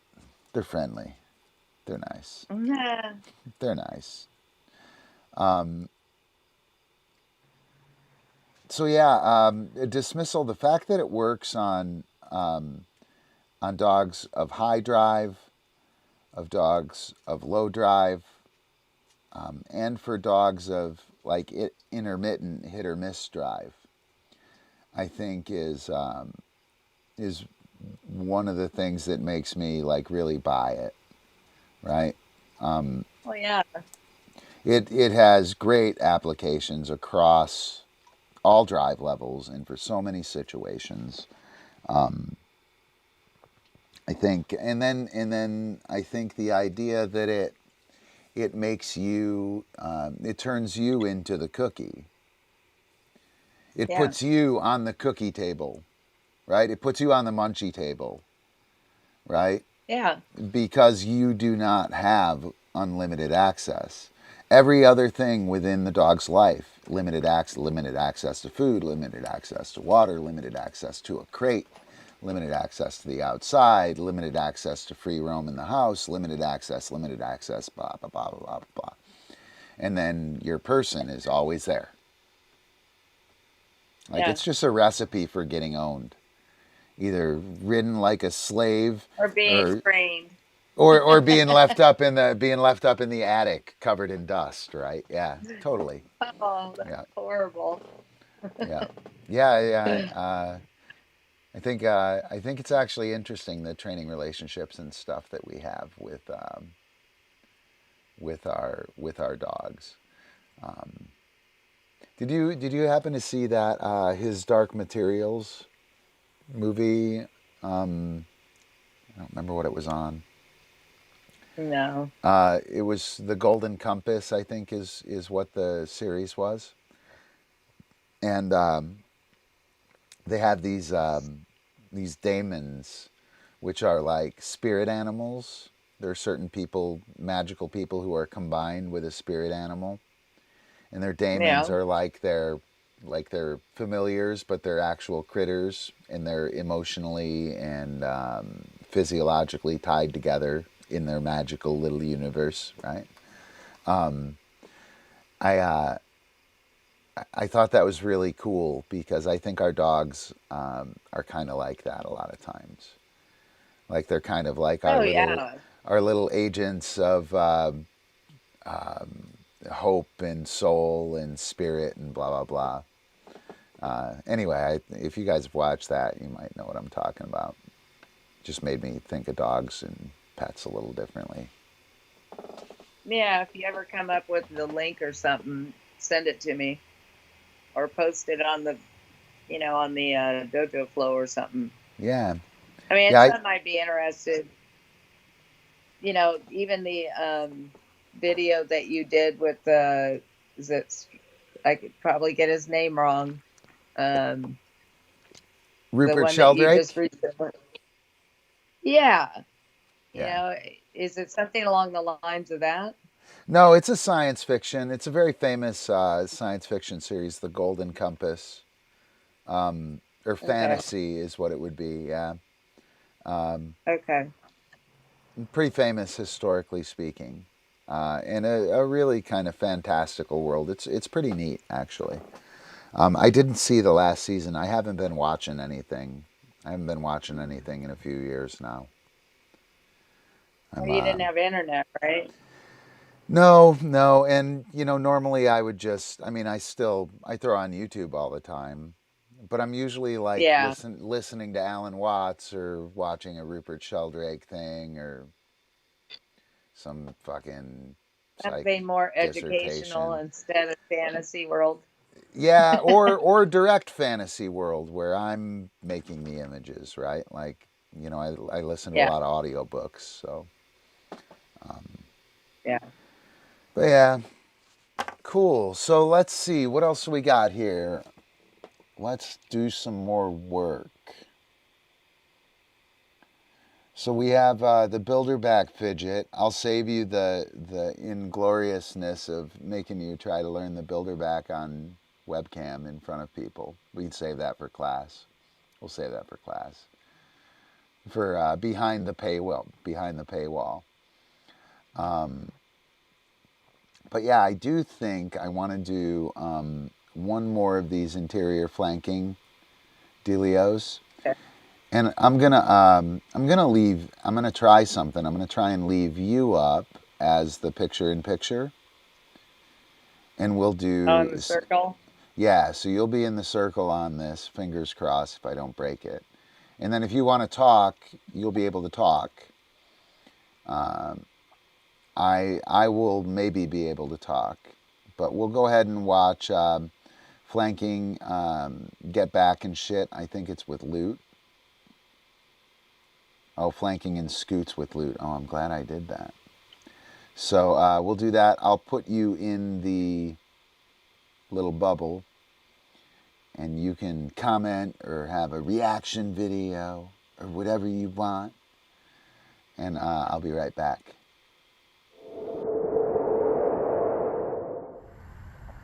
Yes, good man.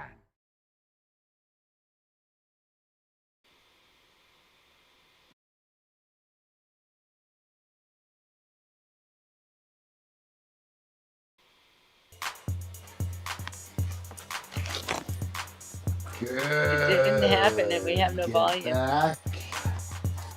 What's that? I said I didn't go in the bubble and we have no volume for you. For the video. You're in the bubble now. Oh, now I'm in the bubble. Do you have video audio? Do I? Can you hear me? Hang on. Yes, good man. Mouse. I'll get it. Scoot. I think I got it. Yes. Testing 1, 2, 3. Mouse. I can hear you. Scoot. Yes. It's kind of cool being in the Back. Yes. Up. Good. Scoot. Yes. Good. Scoot. Oops, I didn't mean to do that. But I was going to see if... Now you switched us. Yeah, hang on. We'll see if this works. We'll resume the file. Yeah. Oh.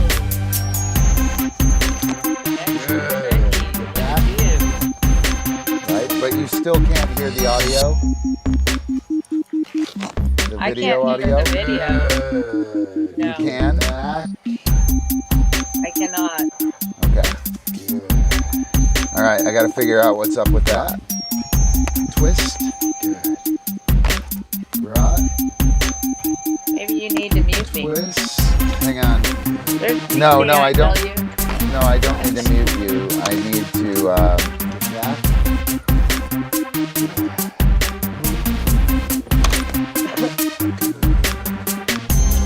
Plug in a different mic. No, it's not you. It's stuff going on here. Oh no. Hurry, don't break it. All right, there we go. So, no, I think I have something turned off here. Skype mic, eCam live, mute while capturing. And we have eCam live mic. Hang on, let's see. Is that the capture up above? Can you hear me? I can hear you. You can hear me. All right, now hang on. I think I got it. I might have it. And,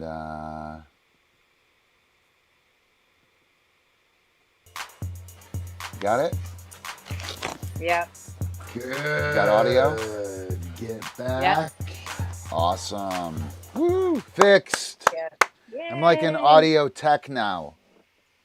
I'm like a tech. I got it. So, yeah, sorry we didn't get to talk about the loot stuff. I wanted to do a little bit more on the Flatwork stuff. The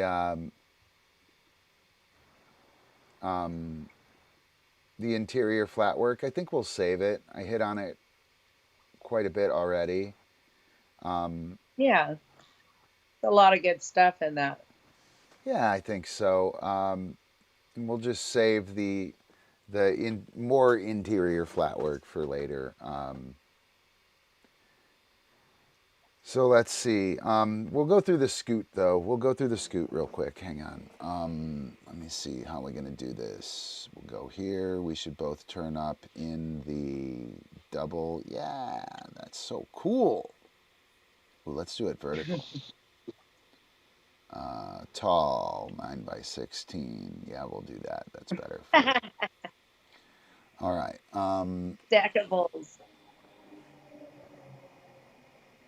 All right. So, we watched this video with Eppie,